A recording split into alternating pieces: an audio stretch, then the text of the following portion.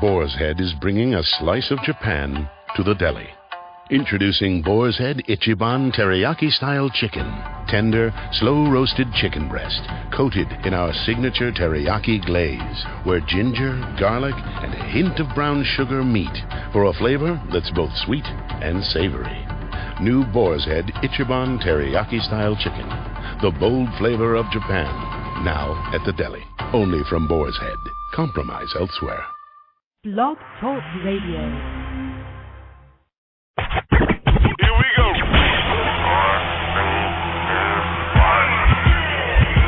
Blast off. This is True Capitalist Radio. True Capitalist Radio.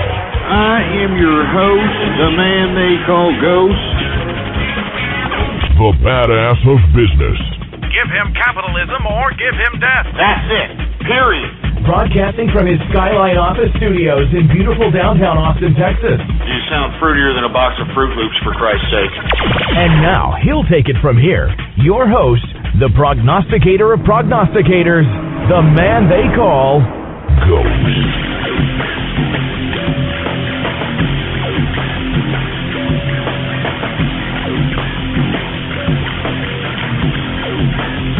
Look who's back in the program. That's right, folks. I'm back. I didn't die. I didn't get busted by the cops. I wasn't kidnapped by the Illuminati. I wasn't, all these other ridiculous, dumbass internet rumors that were spreading around out here about yours truly. That is not what happened. I am back. The reason that I had to take some time off, folks, I'll be perfectly honest with you, is I am capitalizing, baby. You understand? You're not understanding what I'm talking about here. As I've been saying to everybody the whole entire time that when everybody was leaving the market, we saw Dow Jones Industrials at about 11,800 about 4 or 5 weeks ago. I was telling everybody to go into the market. Go into the market. And that's exactly what I was doing. If you look back in the archive at blogtalkradio.com/ghost, that's what I've been doing, all right? And not to mention, folks, that I have, within the past week that I've been gone, I have actually attempted to, lay the groundworkings for a potential brick-mortar business.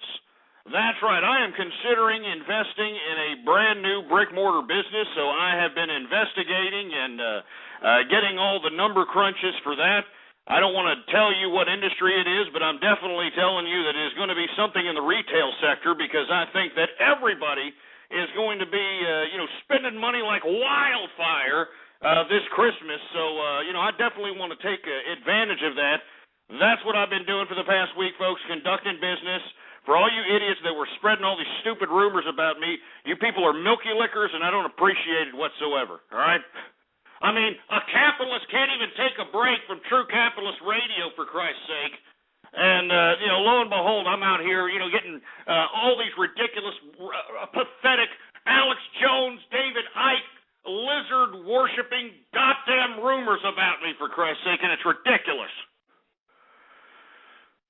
So anyway, folks, before we get into anything else, I want to say I apologize to all the folks that were anticipating shows within the past week. I am sorry, folks, but let me tell you, this show makes me a little money, but it don't make me that much money. You know what I'm saying? And let me tell you something. I mean, I ain't got much longer on this earth, so I gots to have it. Do you understand? I got to go out and keep capitalizing. I got to, take the profits that I've got, parlay them, make them bigger. I got to buy a bigger house. I got to get a bigger car. I got to get a bigger watch. I mean, I got to get bigger everything until I'm dead, until I'm no longer on this earth, baby. You understand? And capitalists never sleep. Let me tell you something. The best capitalists never stop working. That's why you have Rupert Murdoch out here, if you happen to have been watching this News of the World fiasco, 80-year-old windbag, still out here conducting business. You got, Warren Buffett, the same situation, working 15, 16 hours a day. Do you understand what I'm saying? Capitalists never sleep. And I want to live lavish. I don't know about you folks. I mean, to me, I'm not going to live lavish until, there is nothing left to accomplish in capitalism. So anyway, I want to say cheers to everybody out there. Before we get into anything, I'd like for everybody to please retweet the broadcast, all right, folks? I know it's been a while, all right? So please retweet the broadcast. Go to the forums, go to the blogs, go to the social networking sites, and spread it around like wildfire, and let everybody know that we're in effect and in the house here on the True Capitalist Radio broadcast. And, of course, for all the folks keeping track, this is episode number 127 of the True Capitalist Radio broadcast. Anyway, folks, once again, I am sorry for missing out all these broadcasts, but once again, I'm back, and hopefully everybody or somebody or anybody out there appreciates it, all right? So let's get right into the program, folks. And to be honest with you, what I'm going to talk about today is just kind of, it's just for search engine optimization purposes. I mean, we're going to talk about anything. I want to take your calls, for Christ's sake. I'm going to whiz over the market, and then I want to hear from you. I want to hear from the people. The people. I want to hear from the people. That's what I want to hear. I want to hear from the people. Because in my absence, I started looking at all these blogs and forum posts and YouTube videos and all this other nonsense, trying to explain my absence. And in the process of all these ridiculous, pathetic, disgusting rumors, I saw a lot of people that actually cared, I saw a lot of individuals that actually cared about yours truly, about the True Capitalist Radio broadcast. I got emails from people. It's just, it was definitely a great sentimental moment, to say the least, folks, and that's what drove me. That's why I'm here today, and that's why I'm conducting a broadcast. So anyway, let me go through the markets, folks, and then I want to hear from you. I want to take your calls. It's definitely Baller Friday, folks. I know I missed last Baller Friday. We're going to make up for that. We're going to do a whole bunch of wild and crazy things on this particular broadcast. But before we do, let's get to the markets, because I know there's a lot of people basically wondering about the markets in general. They want to know, hey, what's going on, Ghost?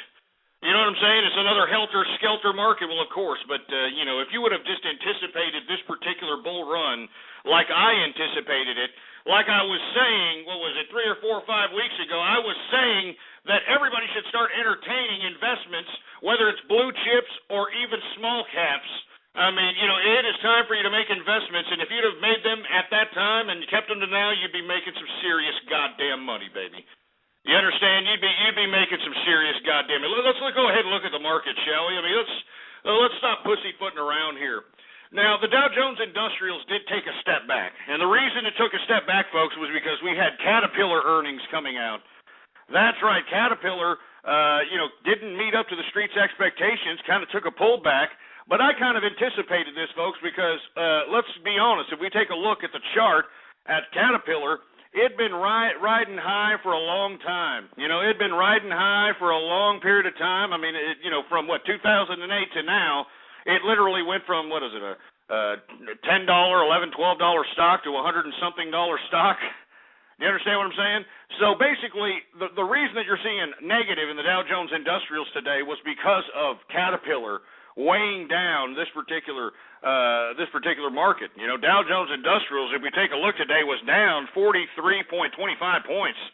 That's a percentage decrease of 0.34%. But let me tell you something.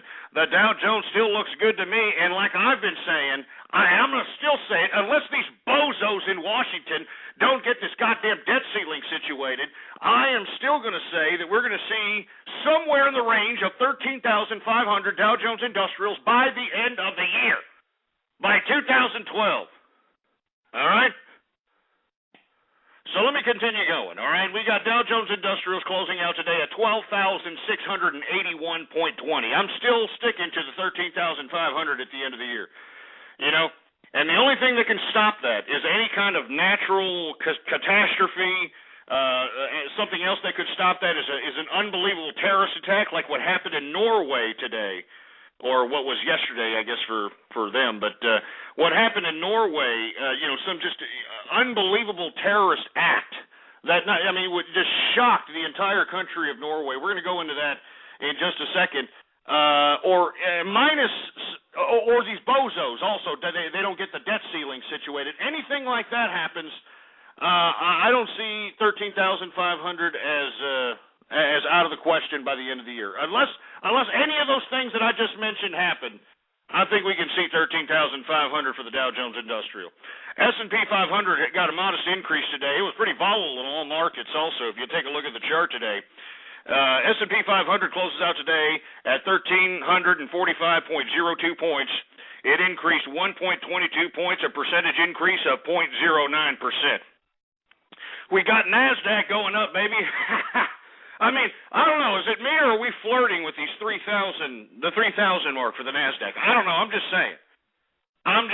Maybe we're seeing another bubble here. I don't know, but I know that my portfolio sector that's invested in a lot of these tech stocks have definitely been gaining on these rises in the NASDAQ, all right?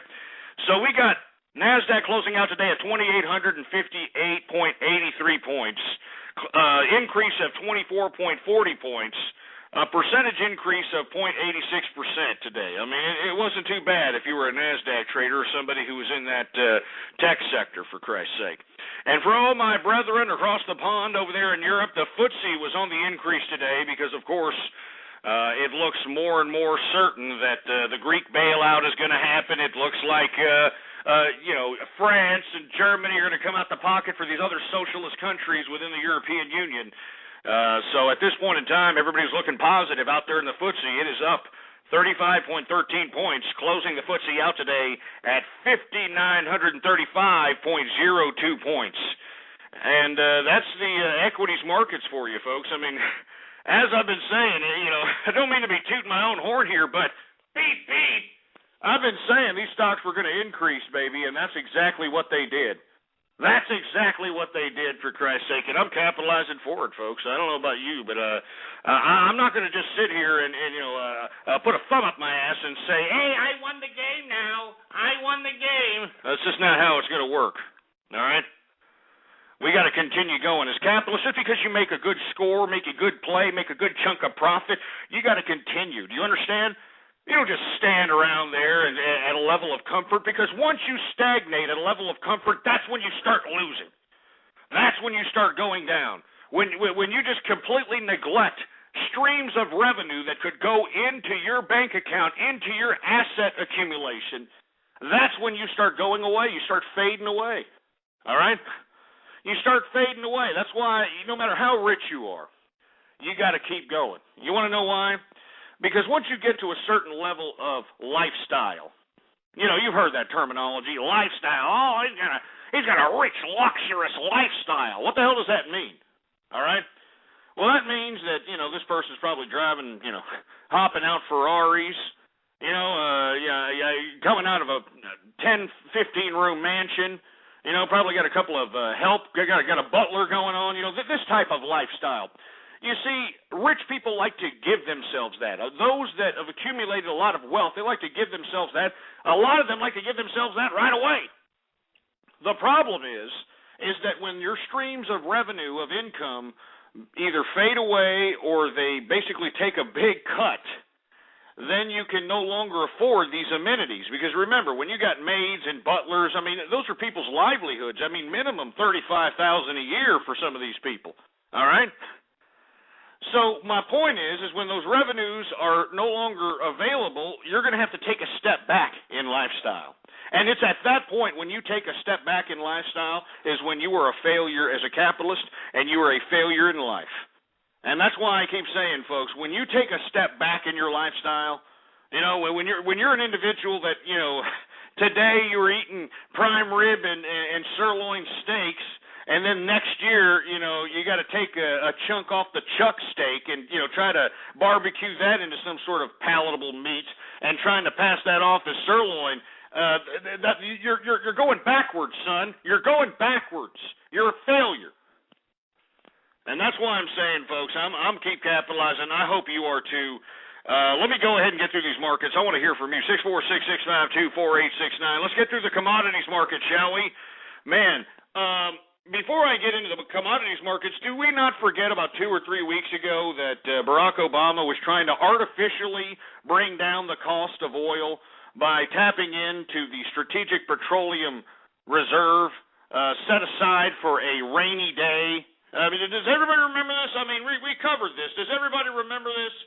Well, unfortunately, the president tapping into the Strategic Petroleum Oil Reserve in his attempt to try to lower oil costs so that, I don't know, I guess he can lower gas prices and make himself look good towards the election, failed miserably, all right?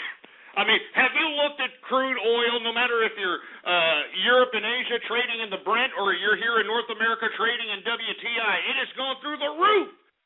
And let me tell you, I cannot believe that Barack Obama did this, and I was outraged when he did it, because the Strategic Petroleum Oil Reserve is reserved for America just in case, a just-in-case scenario, like just in case barrels of oil go up to about $150, $175, $200 a barrel.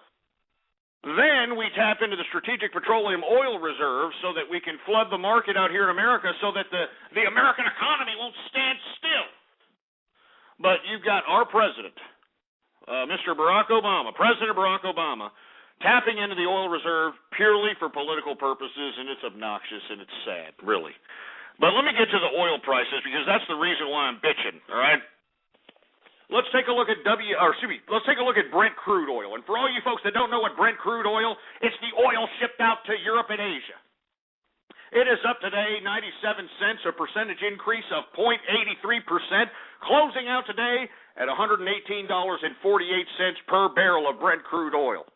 Now, we saw a modest decrease in gasoline futures, but that's after dramatic spikes throughout the week. I don't know if you folks have been keeping up, but it has decreased $1.50 today. We've got heating oil futures up $2.58 today. Natural gas futures basically unchanged. And WTI sweet crude, which is the crude oil that's refined into gasoline here in America, folks. WTI sweet crude is up 55 cents. That's a percentage increase of 0.55%, closing out today at $99.68. I said $99.68 per barrel of WTI sweet crude, folks. Thanks a lot, Barack Obama. Yes, we can. Yes, we can.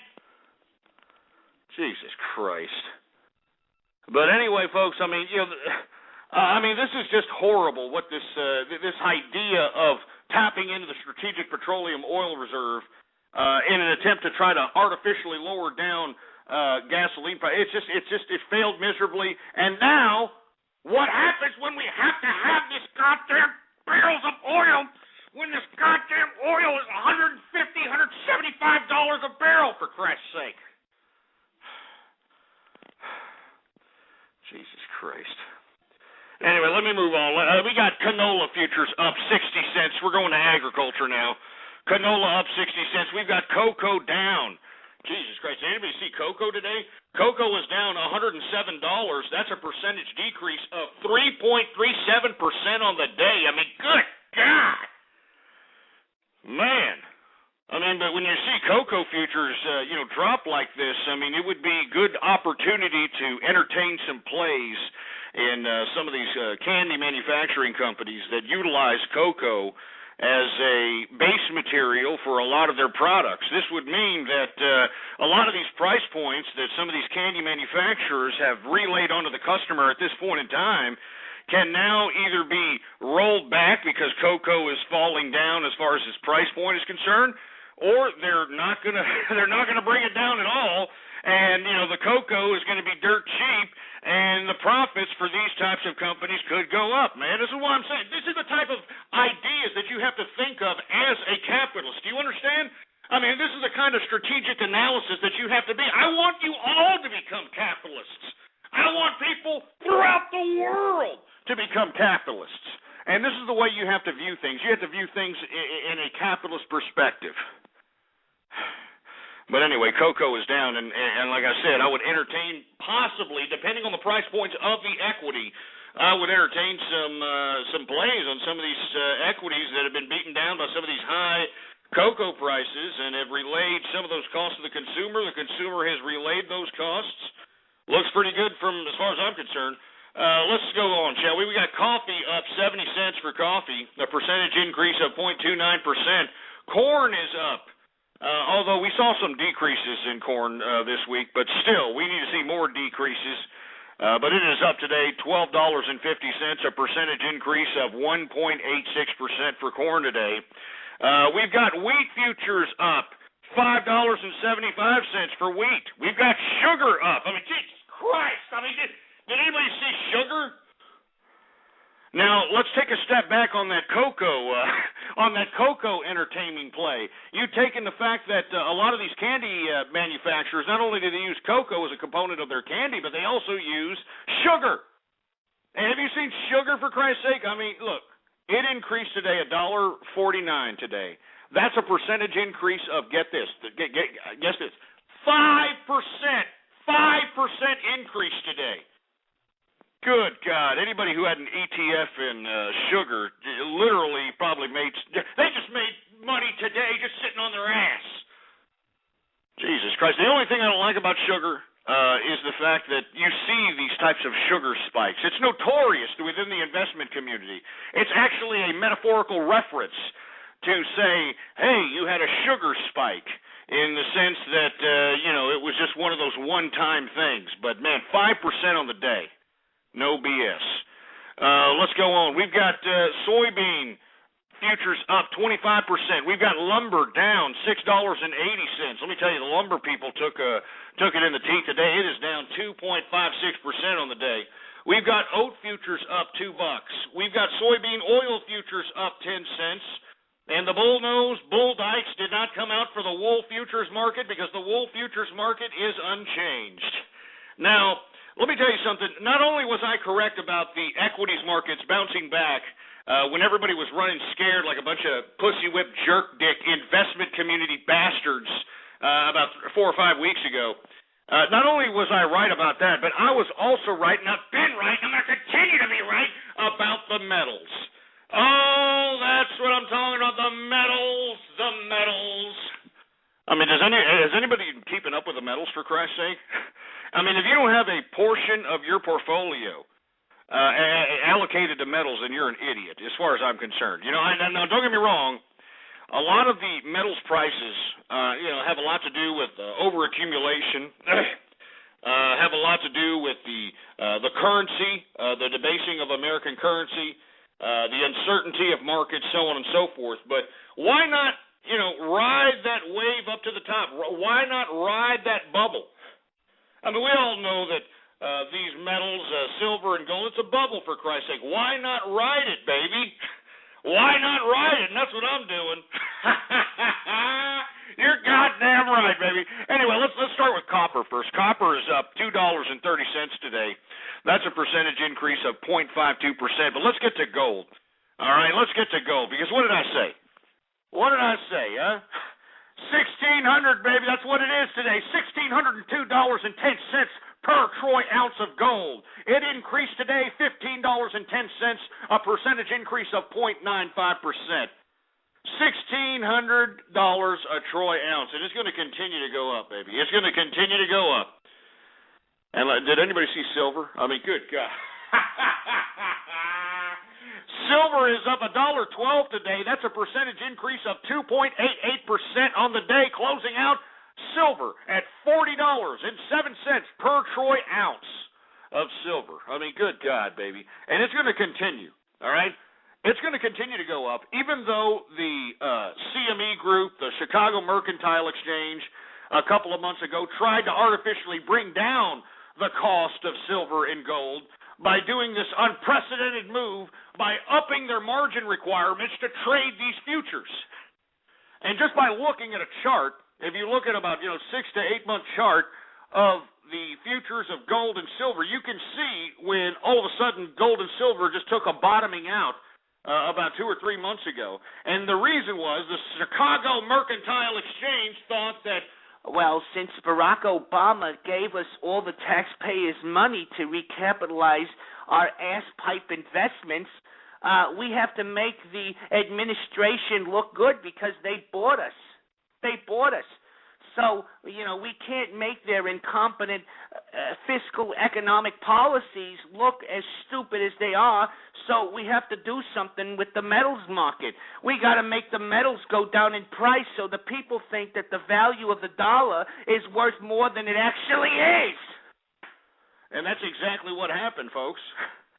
I mean, not only did they raise margin requirements once, they raised it twice in 1 week, which is unprecedented.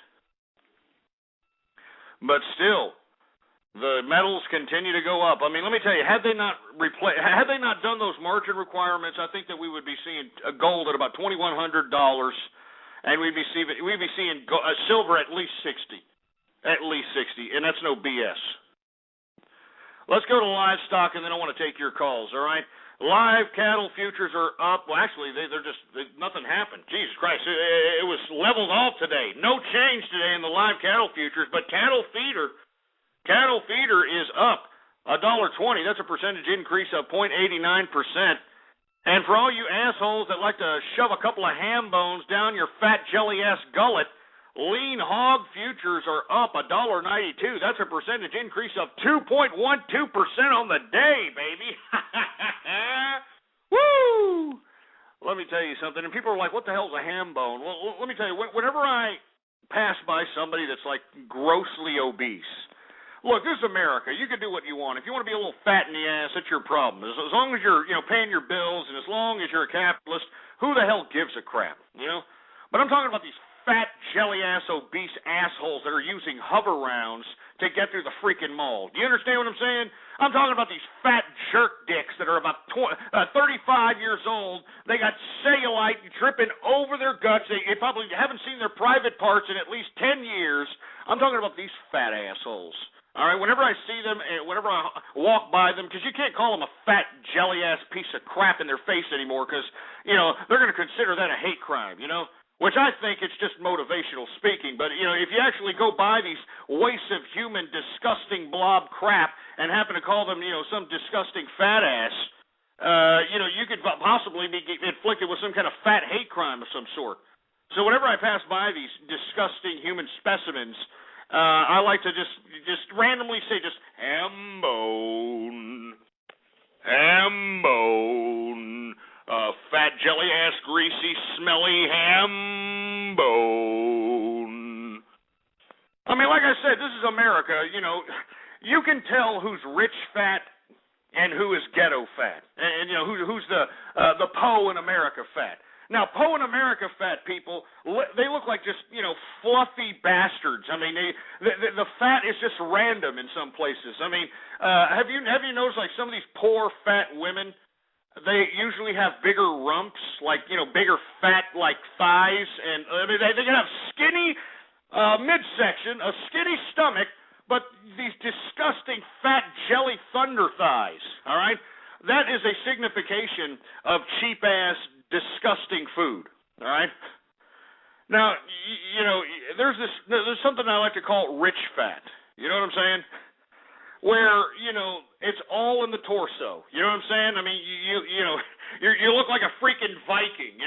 You're eating so much steaks and meat and rich food that you look like a Viking. You look like a person coming out of the Nordic mountains. You know what I'm saying? I mean, that's a rich fat. I don't mind rich, fat-looking people. You know what I'm saying? And what I mean by rich fat, I'm talking about people that are fat in the ass, but they like rich food.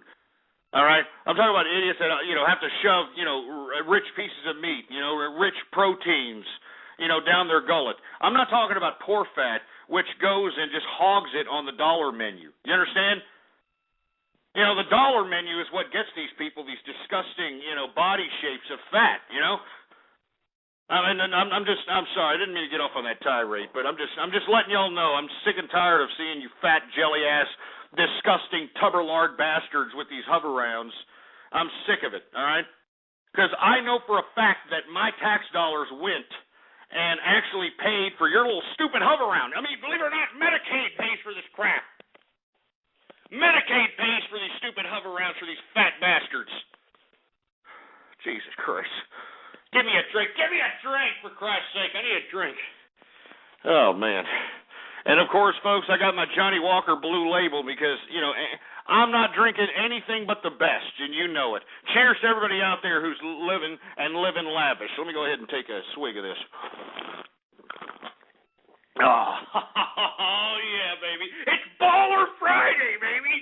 It's Baller Friday. I mean, can you hear the excitement in my voice, for Christ's sake? I've been gone for a week. It's Baller Friday. Jesus Christ, I better calm down. My head's hurting. Anyway, I want to hear from you folks, 646-652-4869. We just went through the markets. I want to talk a little bit about how these asshole congressmen, politicians, or whatever you want to call these soulless cash whores that are supposed to be the policy makers, the legislatures of the United States but unfortunately they're pussyfooting around with this goddamn debt ceiling. And they're jeopardizing the integrity of the American economy, and I don't think that people understand the serious implications involved if these assholes in Washington do not come down to some kind of an agreement to at least raise the debt ceiling. I mean, not only would it throw us into a Great Depression, when I mean us, I'm talking about America, but the whole international economic community could be afflicted horribly. And let me tell you, they're going to blame America for it because it's going to be our fault because we got these stupid scumbags in Washington thinking that they're mini Mao Zedongs, they're mini dictators, and, you know, they're going to use their little incremental power, their incremental piece of power to their fullest length of authority. Anyway, I want to hear from you. What do you got to say about this? 646-652-4869. It's Baller Friday. We've been going for a long time. I hope people are out there listening. I hope we have some decent callers out there. Let's take some calls right now. Area code 404. You're on the air. What's up? Ghost, what up, man? It's Billy D. Long time. Hey, what's going on, Billy D, man? Billy D. Williams, man. How you doing? Happy Baller Friday to you, man. Happy Baller Friday, man. It's been an interesting day. I'll try to keep it short here, but wanted to weigh in on a couple things. First off, you know, talking about the government and the debt ceiling and everything. Pretty interesting. One of the things I've actually heard, though, is that I guess over the last 30 years, the debt ceiling's been raised something like 70 times over the last 30 years. Yeah, as a matter of fact, that's what the Democrats are bitching about right now, is the fact that you got these supposed, tax cutters or whatever they want to call themselves on the right, trying to be staunch on implementing some kind of cutting on government spending. Because the Democrats believe that this is some kind of, a ritual, like it's no big deal, like it's, I've read some liberal article writers saying that I can't believe that the Republicans are making such a big deal on something that is just a common stance within Congress. They actually consider this common to continue to raise the debt. And of course it's been raised so many times because we have so many of these ambitious, or should I say power-hungry autocrats in Washington that initiate these ridiculous bureaucratic bills to supposedly bring in the Great Society, to build bridges to nowhere, to study pig odor, to recapitalize Wall Street, to recapitalize multinational conglomerates. And this is why, we're in this deadlock. I mean, this is ideological here. All these idiots in Washington know that their political asses are on the line, and that's why you have a stalemate right now because, they don't know what the public really wants. Right. Well, hey, I got one thing, and I actually found this out that might actually be good out of this, and this is for anyone who does airline travel. This is something that's going to happen if they don't pass it by midnight tonight. And I don't know if you saw this or not, Ghost, but you know how when you go and you book an airline ticket, whatever airline you use. When you book an airline ticket and you see, the ticket might cost you $200, $300, but then after that you see the miscellaneous, government tax charges for anywhere between $30 to $60, depending on how much your ticket is. I'm completely aware of all those little charges. The FAA fee or whatever, the FAA tax. Well, 9/11 insurance fee and all these ridiculous fees. Yeah. Well, what happened is they actually kind of fucked up on this. They didn't. They haven't extended that, and if they don't extend it by tonight at midnight, then that means this weekend, if you're booking any tickets you book for an airline, it's going to be without that fee. So this weekend, if they don't, continue to watch it. But if so, you're going to be able to get airline tickets about 10% cheaper, and without those taxes on it. Well, that'd be great, we're already seeing a lot of flights as it is. The consumer saved up within the winter and springtime, and you're seeing them out and about. I've been seeing a lot more consumers out here in, shopping districts and shopping malls. You're seeing them travel a lot more. You know, I-35 out here in Austin, Texas, you know, is getting all kinds of traffic. So, you know, they are mobilizing and traveling. And if this means that, and I doubt that that's going to happen. Believe me, we got airline lobbyists right now trying to say, hey, get your act together. At least pass this stupid small amendment here. You know, it's I wouldn't put much credence to that, but hopefully, you know, at least the consumer can get something back, because it's bad enough they can't get their dignity getting anal and groin checked and getting their Johnsons photographed, so on and so forth. Right. Well, anyways, Ghost, I'm going to start getting drunk now. Hey, no problem. Hey, man, thanks a lot for calling, Billy D. Man, what you getting drunk on? I just got some vodka right now and some beer. Arco, I don't know if you checked Arco, the McDonald's holdings. It went up. It popped today, 7.8%. So gonna kind of just enjoy it and listen to the rest of the show, man. Hey, man, thanks a lot, man. I appreciate you calling, as always. Billy D. Williams, folks, an avid listener, avid caller, and, of course, a member of the Capitalist Army. And if you're a capitalist, no matter where you are, no matter what nationality, race, gender, whatever you are, as long as you are a capitalist and believe in the capitalist ideology, well, then, by God, go to www.capitalistarmy.com and join the Capitalist Army. Anyway, thanks a lot, Billy D. We appreciate you calling in. We're talking about the debt ceiling. We're talking about these assholes in Washington having to take their heads out of their clogged up, disgusting, soulless cash poopers and realize that they got to get their acts together or they're going to throw the economic integrity of America out of whack. And I want to hear from you. What do you got to say about this? 646-652-4869. Let's take some more calls here. Area code 478. You're on the horn. Ghost, baby, I'm glad to see that you back. I thought you was in trouble. I thought you might have got hurt or something. Oh, Jesus Christ. It's you again. Great. Yeah, I'm fine. Thanks for noticing. Yeah. Yeah, it's good. I mean, you even started your show off by hating on Barack Obama, but it was just good to hear your voice, baby. I ain't even going to get at you about that today. Well, wait a minute. Hold on. The reason I'm not necessarily favorable to our president is because he's gotten it all wrong. He can't even get these idiots in Washington in line to increase a simple debt ceiling increase, for Christ's sake.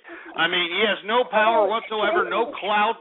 I mean, even though he can bamboozle, you know, ignorant simpletons like you that collect government entitlements, doesn't mean that he can bamboozle the rest of the common sense America out here. And stop choking that goddamn kid. I mean, when does that kid ever stop crying? Well, everybody's entitled to their own opinion, Ghost. I understand you have an unfavorable view of Barack Obama, but I wanted to tell you about this scheme I've been doing, how I've been capitalizing lately, baby. I might be able to get off welfare with the money I'm making, Ghost. What are you talking about? What scheme are you talking about? What the hell are you talking about? Let me tell you something. This is a good scheme, Ghost. Look, me and Pookie, last week we were getting high. We seen this show on TV called Extreme Couponers, right? And I watched that show, Ghost, and a light bulb went off in my head, Ghost. So me and Pookie, we've been clipping coupons, you know, just trying to save some money. You know, we clip these manufacturer coupons. We double up on them coupons, baby. We get like toothpaste free. Well, pretty much what me and Pookie doing now, we going around, we getting, you know, all that free stuff with these coupons, and we bringing it back to the hood, baby, and we selling that shit for dirt cheap, Ghost, and I'm making me some money, baby. Wait, what? You're selling, you know, goods that you're getting from extreme couponing in the hood? What? How are you selling? Are they paying you American money? I mean, what? I mean, most of these people have food cards and crap. Well, yeah, baby, but I mean, we can get around all that. You know, we trade food stamp points all the time for weed and shit, Ghost. That's easy to get around. Food stamp cards is good. Stamp point for weed? What the hell are you talking about? Baby, yeah, food stamp cards is just as good as money, baby. That's money, Ghost. So you mean to tell me that you can actually trade your food points with another, you know, despicable, disgusting entitlement recipient loser? Yeah, baby, it works. You just pretty much like, say you want $100 worth of marijuana for the month. You know, you just spend your food card down to $100, and you know, you hand the rest to somebody for some weed, Ghost. Everybody knows how to do that. that's beginner ghetto capitalism right there, baby. That's beginner stuff. Sick son of a bitch. Get this sick son of a bitch. Get him off my show and get him off now. I'm not going to sit here and allow the tens of thousands of capitalists that are listening to me throughout the world to listen to this ridiculous, disgusting, poverty-infested malarkey. I refuse to let the tens of thousands of capitalists listen to this crap. And why does this stupid loser continue to call me up? I have no freaking idea. Gloating about his ridiculous exploits of the entitlement system like he's some kind of a goddamn capitalist or something, for Christ's sake. But this is how these people are. This is how these disgusting, despicable human beings are nowadays, for Christ's sake. They have no integrity. They have no pride, for Christ's sake. I mean, no integrity, no pride. That's a recipe for disaster, for Christ's sake. And I don't like the implications for this country. Jesus Christ, give me a goddamn drink. Give me a drink, for Christ's sake. Jeez.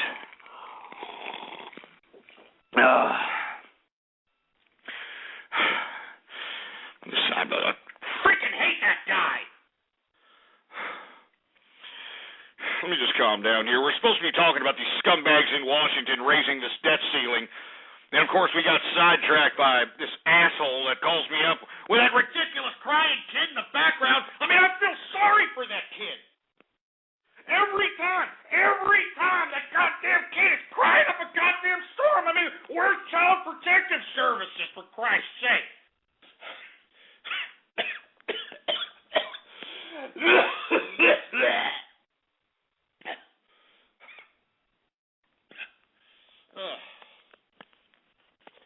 Let me calm down, for Christ's sake.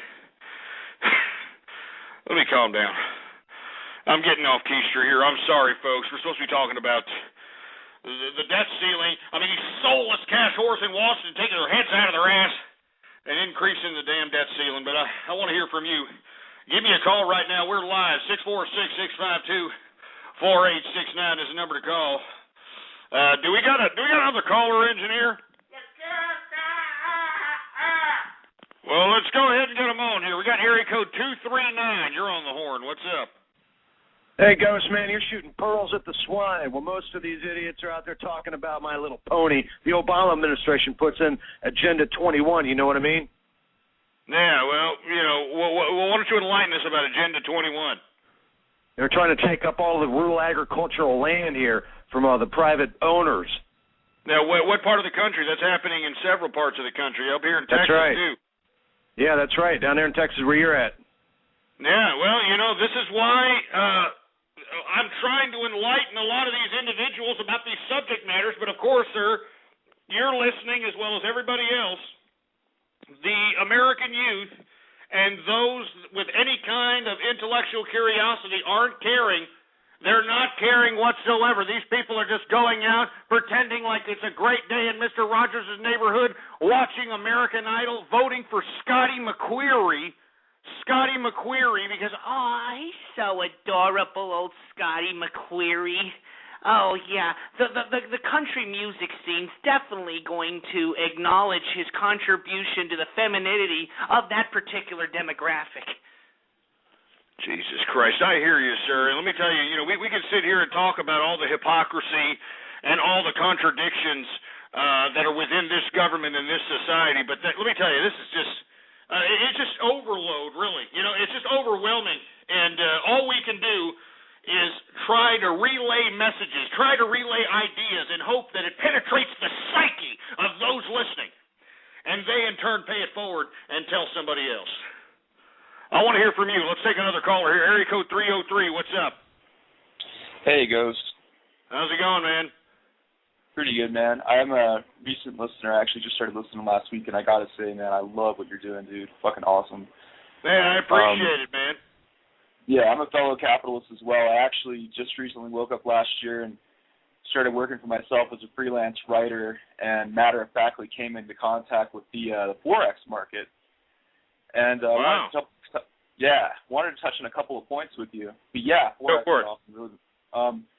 So first of all, I've never heard you talk about this, but what do you think about the centralized banking system? Well, I mean, at this current time, the centralized banking system is the fundamentals of the international economic capitalist idea. But do you think that it's better than gold-backed currency? That's really what. Well, the thing about gold-backed currency is that it's limited. The growth of gold-backed currency is limited, and because of that, the accumulation of wealth can basically be hoarded, and we've seen many instances of that as the post-industrial revolution began. Okay. Don't you agree? I mean, that was one of the criticisms of capitalism when we were a part of the gold standard in the late 1800s. The Carnegies, the J.P. Morgans, these people were labeled as barons, as deviant, disgusting savages, because they accumulated all the wealth. And under a gold system, there's only a limited amount of growth, and any economist will tell you that. That's why we can no longer go back. If we go back, we would be setting what we have started already backwards, and I don't think that this particular society or any society that has basically embraced the fractional reserve banking system, I don't think that they're going to be prepared for the implications of such a radical notion of bringing back the gold standard. No, I hear you. I'm just thinking about like quantitative easing, for instance, how that devalues the currency already in circulation. Would you agree that that's an accurate statement? I'm glad you brought that up. The biggest misconception about the Federal Reserve and central banks is that they have some vested interest in debasing the currency or debasing the money supply. The only job of the Federal Reserve is to maintain a fiscal and, well, not necessarily fiscal, but a sound monetary system.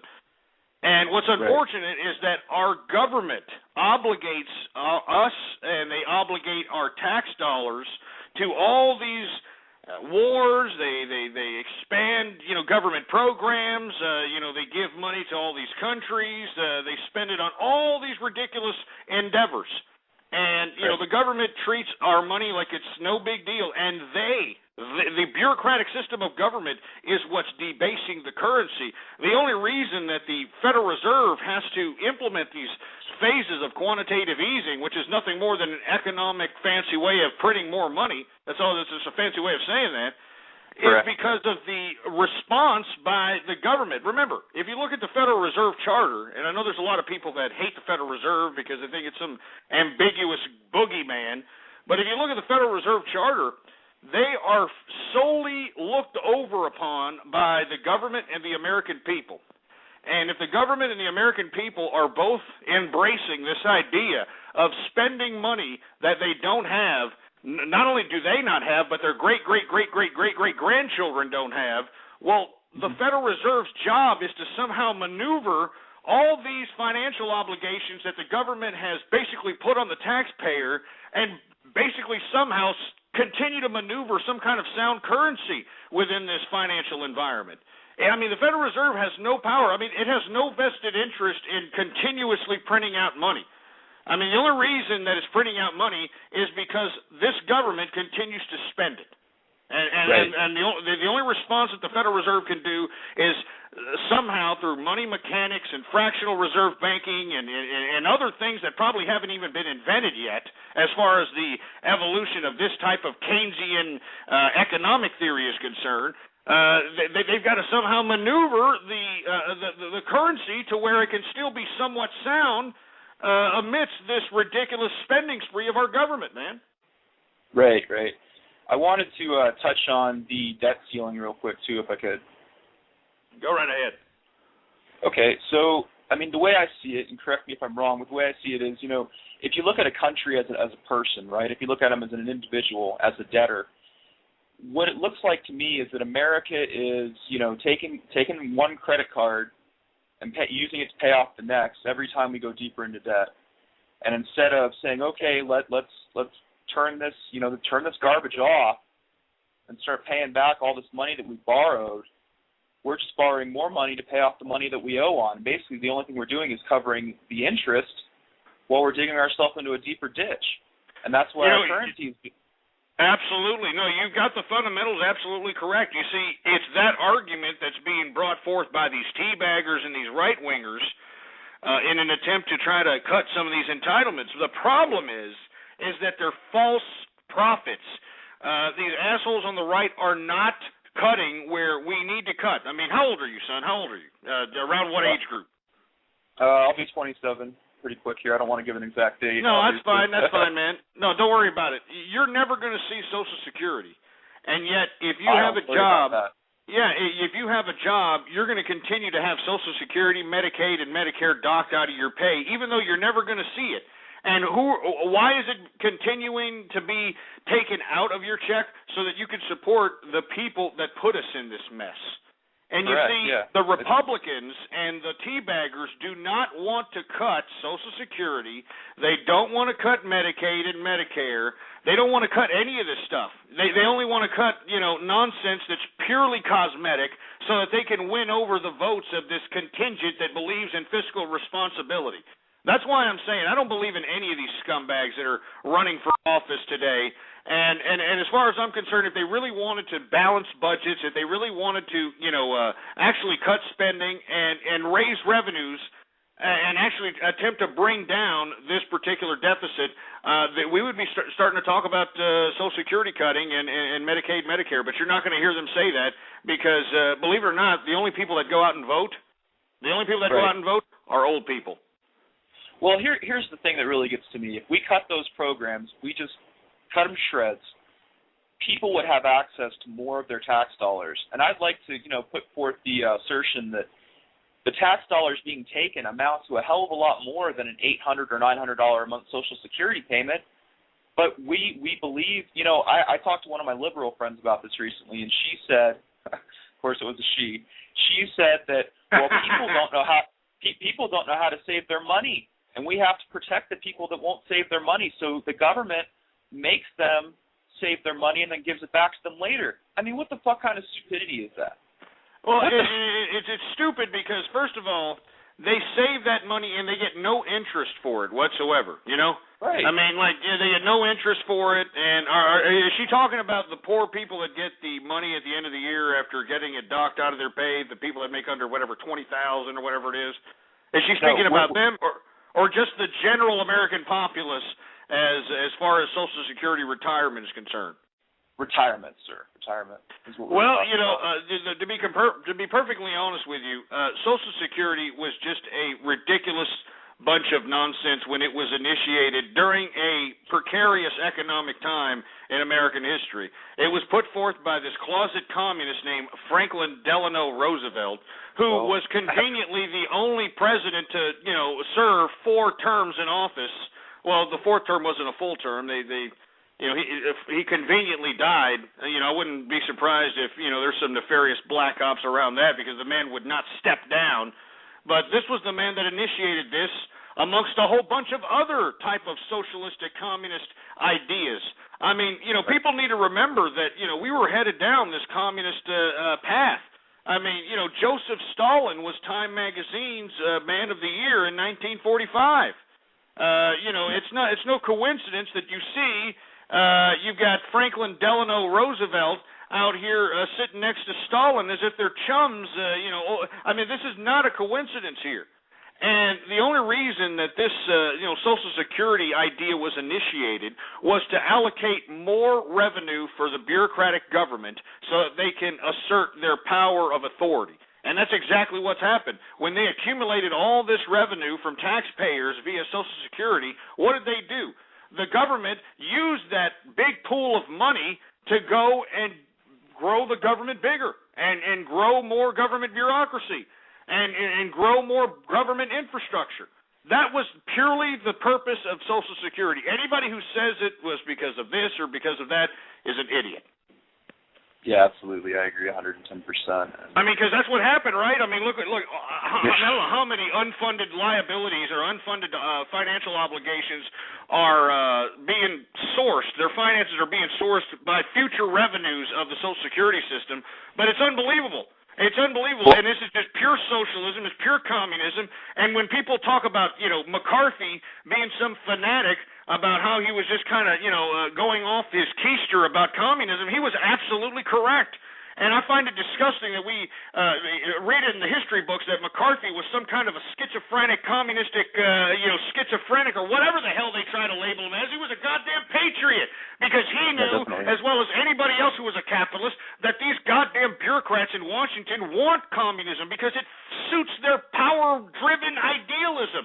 Anybody who's in power today in Washington is a failure in the private sector. You know it, and I know it. Oh, I agree completely. And that's why they want to grow their power, because they can't be a success in the private sector. So what they'll do is they'll be elected by a group of constituents that are just as ridiculous as he is or she is, gets elected and utilizes that power to grow their influence more and more. It makes me sick, man. It makes me sick, and that's why I'd rather have private enterprise have more of an influence over our lives than the goddamn government. Anyway, man, I want to thank you very much for calling up. 646-652-4869. I want to talk. That's enough about the debt ceiling. I'm sick and tired of talking about these scumbags in Washington. They don't care about me. They don't care about you. They don't care about nobody. They're soulless cash whores, for Christ's sake. I want to talk about this, changing subject matters here. Out here in Texas, folks, we've been having the worst drought in Texas history, but we're used to this type of stuff. We're not bitching and moaning. We're not out here. Oh, it's so hot out here in Texas. Oh, my God. We're badasses out here in Texas. Do you understand? I mean, we're badasses. We're not out here pissing and moaning. I mean, what was it? Austin, Texas had 100-degree weather. Felt like the heat index was, 106, 107 degrees, baby. And you know what I was doing? I was taking a walk out there in that beautiful hot-ass weather. Was I sweating? Yeah, who gives a crap if I'm sweating, baby? But, unlike, I guess, most of the people out here in this world, I take a bath. I actually go out and bathe and take a shower. You know what I mean? I don't just, sweat up like a goddamn disgusting sweat hog and just kind of go inside and wait for my goddamn sweat to dry off on my skin and then and try to go back outside and think that everything's... I mean, do you understand what I'm saying? I mean, Jesus Christ, for Christ's sake. Anyway, we're having a heat wave that's hitting over 30 states in America. 30 states are feeling this heat wave, not just Texas. All right? And believe it or not, we have 25 people that have died. All right? 25 people dying. Because it's too hot. Oh, it's so hot out here. Oh, we're dying because it's hot. Oh. Are you kidding me? People are dying because it's too freaking hot? I mean, is there a body of water you can dive into, you disgusting pricks? I mean, could you dive into a lake? I mean, couldn't you take a bath? I mean, aren't there, ice machines on every freaking corner, for Christ's sake? I mean, I'm just saying, I'm not bashing dead people, assholes. I just find it, just a little bit unbelievable that people are dying because it's too hot outside, all right? It's too hot outside, and they're dying, all right? I mean, they're dying, for Christ's sake. I mean, God damn it, go take a jump in the river. Go take a jump in the lake, for Christ's sake. Jesus Christ. I'm just saying, man, take a bath. I mean, Jesus Christ, man. I'm just saying, all right? I'm just saying. Okay, for some of the people that are having heat strokes out there, maybe, just maybe, you shouldn't be going out there running and, jogging about 2 or 3 miles in 105-degree weather, all right? I mean, maybe vanity should have taken a step back, and maybe you should have came out the pocket for a treadmill. Because, Jesus Christ, there's nothing I hate worse than these freaking joggers out in the street. You know what I mean?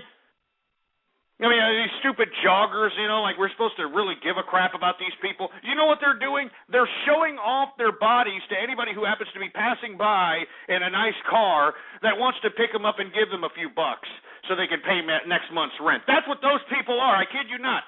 Haven't you noticed that? Anytime there's any kind of a fatty trying to run and trying to do some jogging, you got people yelling at them at the goddamn off the side of the road, for Christ's sake. You know what I mean? You got them yelling, "Hey, fatty, keep running! Keep running, fatty!" Give me a break. I don't like it. I'm joggers. You need to stay inside, all right? We got tracks, we got parks. I mean, my tax dollars are going to, fund these ridiculous parks out here, and you assholes don't even want to go and run your fat ass around it. You know what I mean? Jesus Christ. Sick of this crap. Anyway, we got a heat wave going on, 25 people dead, and I'm just saying, if you were one of these people that are on the verge of dying because it's too hot out here, take a freaking bath, all right? Please. Take a freaking bath, for Christ's sake. Jesus Christ. You know what, and let's say, oh, I don't have any water. I don't have anything. Well, why don't you get like 50 cents, go to one of those, corner stores that got one of those, those air pumps, those automatic air pumps. They actually have a little water hose thing that you get. Why don't you douse yourself off with that for about 50 cents? I mean, Jesus Christ. Good Lord. I want to hear from you. I mean, are you about to croak right now? Is that it? Huh? Are you about to croak because it's too hot out here? I want to hear from you. 973, what's up? You're on the horn. Hey, Ghost, I have a question for you. Would you What's rather up? be a communist or like ponies? You stupid idiot. I'd rather die than be any one of those that you just mentioned there, you stupid shithead. Do you understand?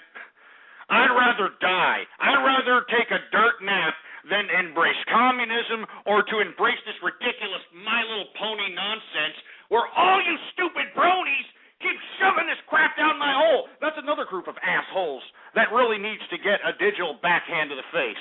All right? These freaking bronies. I'm sick and tired of these idiots making these stupid YouTube videos about me. And the bad part about it is these YouTube videos that these bronies are making are getting thousands of views, for Christ's sake. There are thousands of bronies out here that are jerking off to this ridiculous 8-year-old girl cartoon. It's sick. It's sick, for Christ's sake. Stupid, pathetic brony bastards. You should all be ashamed of yourselves. All right, all of you. Too much soy in your diet or something. I don't know. But you're fruity bastards. Area code 508, you're on the horn. Yeah, that was lame. Obviously you're a new fag. Let's see, 480, you're on the horn. Yo, Ghost, you there? Yeah, I'm here. What's up? Yeah, hey, I just want to be telling you about all my capitalizing I be doing. All right, what all the capitalizing you be doing, mate? All the capitalizing I be doing, I be selling my motherfucking, my food stamps, motherfucker. That shit gets dough, shit, motherfucker. Yeah, be getting dough. Well, hold on just 1 second, because I think it's time to play everybody's favorite game. It's Guess the Minority! What's going on, folks? You know what time it is. It's Guess the Minority. It's time for you to put your guess on the screen right now. And I want to hear from you. What do you think? What do you think this is right here? I hear a little ethnic twang there. I don't know about you. Do you hear that ethnic twang? I hear it. Put your guesses on the screen right now. Anyway, we go ahead and get back to the caller here. 480, you there, brother? Yeah, nigga, I hear. All right. Now, what's your favorite food? Oh, shit, nigga. Motherfucking steaks. I like me some steaks. You like you some steaks? Yeah. What kind of steak? Thick-ass steak, motherfucker. What kind of steak? There's all kinds of steak. I mean, you're saying you like steaks. I mean, what do you like, a steak-em? Huh? You like one of those little steak-ems you throw in the freaking oven and you shove it in your hole and you're actually thinking you're living lavish? Where the fuck's on clearance? Yeah, this is a white cracker-ass cracker trying to be black. Get him up! Get that here! Get him off! This is some white cracker-ass cracker trying to be black, for Christ's sake. I mean, there's nothing worse than seeing some white, pasty-thighed having piece of crap trying to, act as if he was straight from Compton, for Christ's sake. I mean, I hate that crap. I hate that crap! You know what I mean? I mean, these pasty, white-thighed bastards out here with their sideways hat.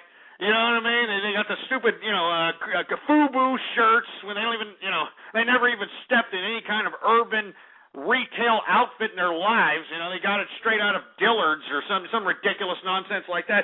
And they got their little baggy jeans and they got their little gangster Nikes. You know what I'm saying? Like, yeah, man, I got my gangster cracker-ass crackers, man. This is horrible. That was a bad guess, the minority. That wasn't even a minority, for Christ's sake. Anyway, we're 5 minutes into the second hour of the True Capitalist Radio broadcast. And, of course, I am your host, the man they call Ghost. And once again, folks, I want to thank everybody for tuning in with me. Before we get into anything else, I'd like for everybody to please retweet the broadcast, all right? Go to the forums. Go to the blogs. All right, go to the social networks. All right, spread around like wildfire and let everybody know that True Capitalist Radio is in effect and in the house, folks. And moreover, for all you folks that didn't get your fair fix of the True Capitalist Radio broadcast today, you can go to the archive of all the shows that yours truly has ever made, and that is www.blogtalkradio.com/ghost. All right? Woo! I'm feeling good, baby. I'm feeling good right now, man. Let me go ahead and take another swig of this goddamn Johnny Walker Blue Label. Let me go ahead and do this. Oh, yeah. Love on the rocks. Because I can do that. Yeah. I can do that, man. Anyway, sorry, folks. I'm feeling good. I mean, I've been making money. I'm making money. That's what I do. You know what I'm saying? That's what I do. Anyway, let's take some more callers here. 646-652-4869. We're talking about the U.S. heat wave of the summer that has left 25 people dead.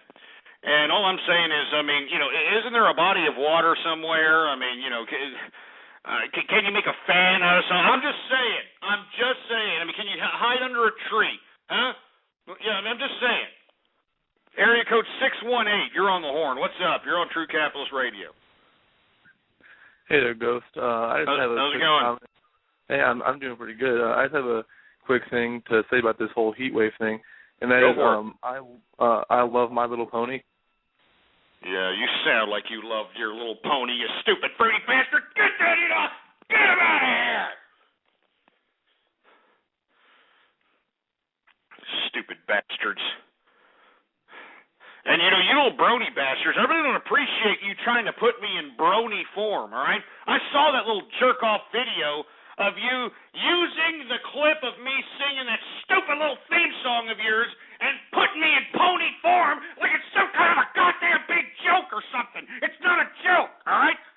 This is sick activity. This is brain damaged activity that you idiots are partaking in, and you should be going into some kind of a shrink and saying the deep-seated femininity that's within inside of you.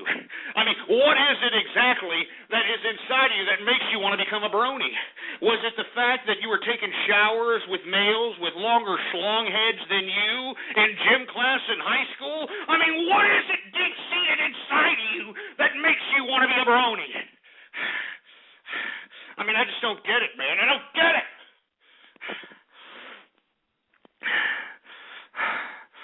Jesus Christ. Anyway, let's take some more callers here. 760, you're on the horn. Is that me?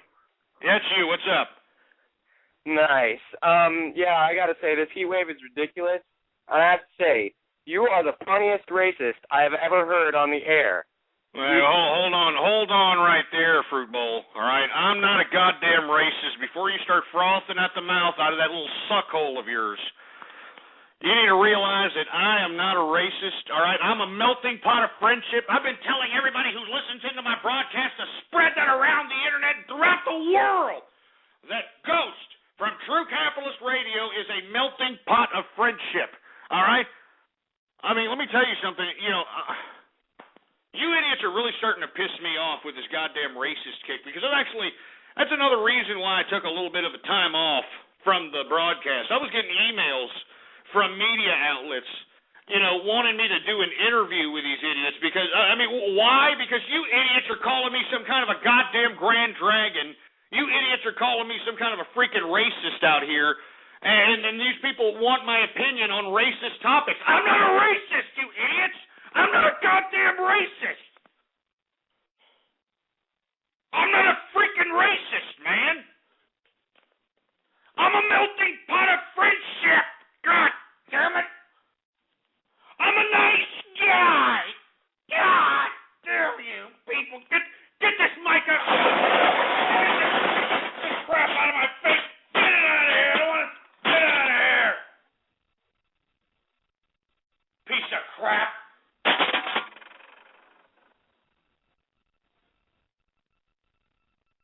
I still understand, man. I mean, I take a week off, you know. I'm thinking maybe you idiots would just calm the hell down with all this racist talk, with all this garbage talk, with all this trash talk. I was thinking maybe you have some goddamn compassion. Maybe you have some compassion in that soul of yours. But no, yeah, that's asking too much of you idiots, huh? That's asking too much of you fucking.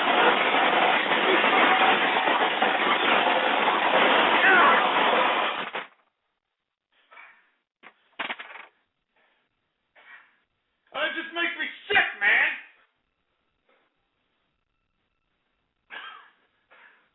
Jesus Christ. Jesus Christ. I mean, my first day back. And you idiots, look at you people. Look at you idiots in the chat room, for Christ's sake.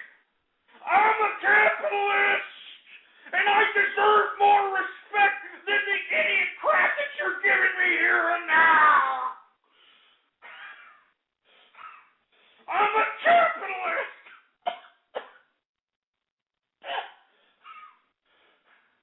Give me the goddamn mic. Give me the mic. Freaking mic.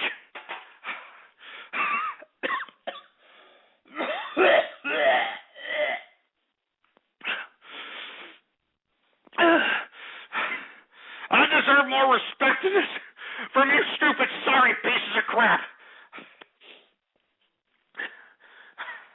I deserve more respect than this, for Christ's sake.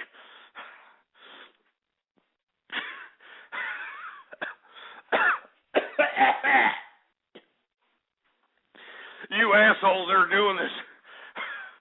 You assholes that are calling me up and trolling. You want to know why you're trolling me, huh? You want me to give you your life story? I'll tell you. You're trolling me because your life has no kind of significance whatsoever. You're a fat, wasted, useless piece of crap. You're useless.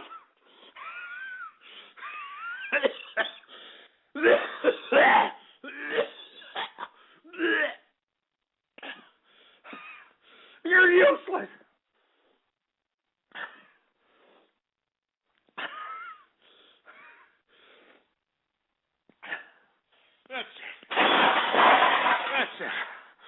That's it. You know, you people make me sick. You know, I'm sitting over here trying to give you a show. I didn't even have to come back today.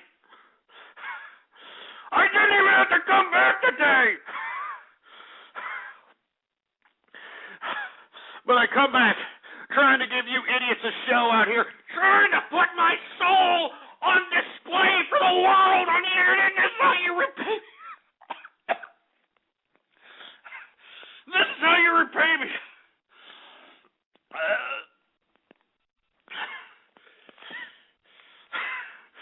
Jesus Christ.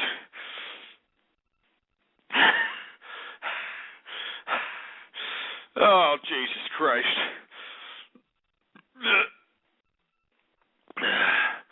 I'm going to calm down.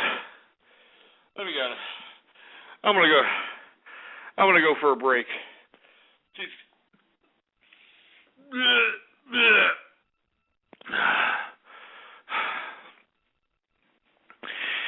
I'm tired of this crap, man. I shouldn't have even come in today.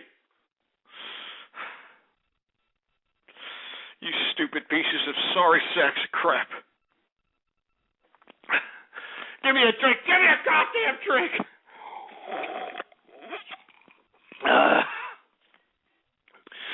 You people don't give a crap. I'm gonna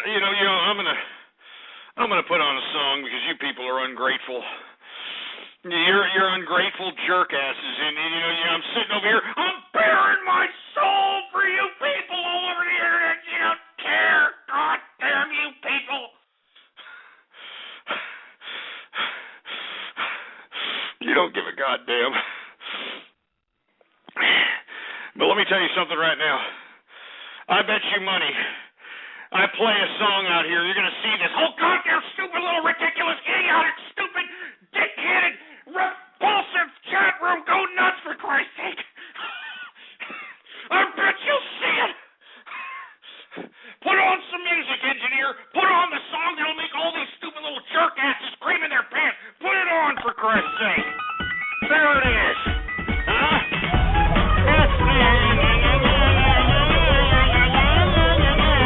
It's stupid. Stupid.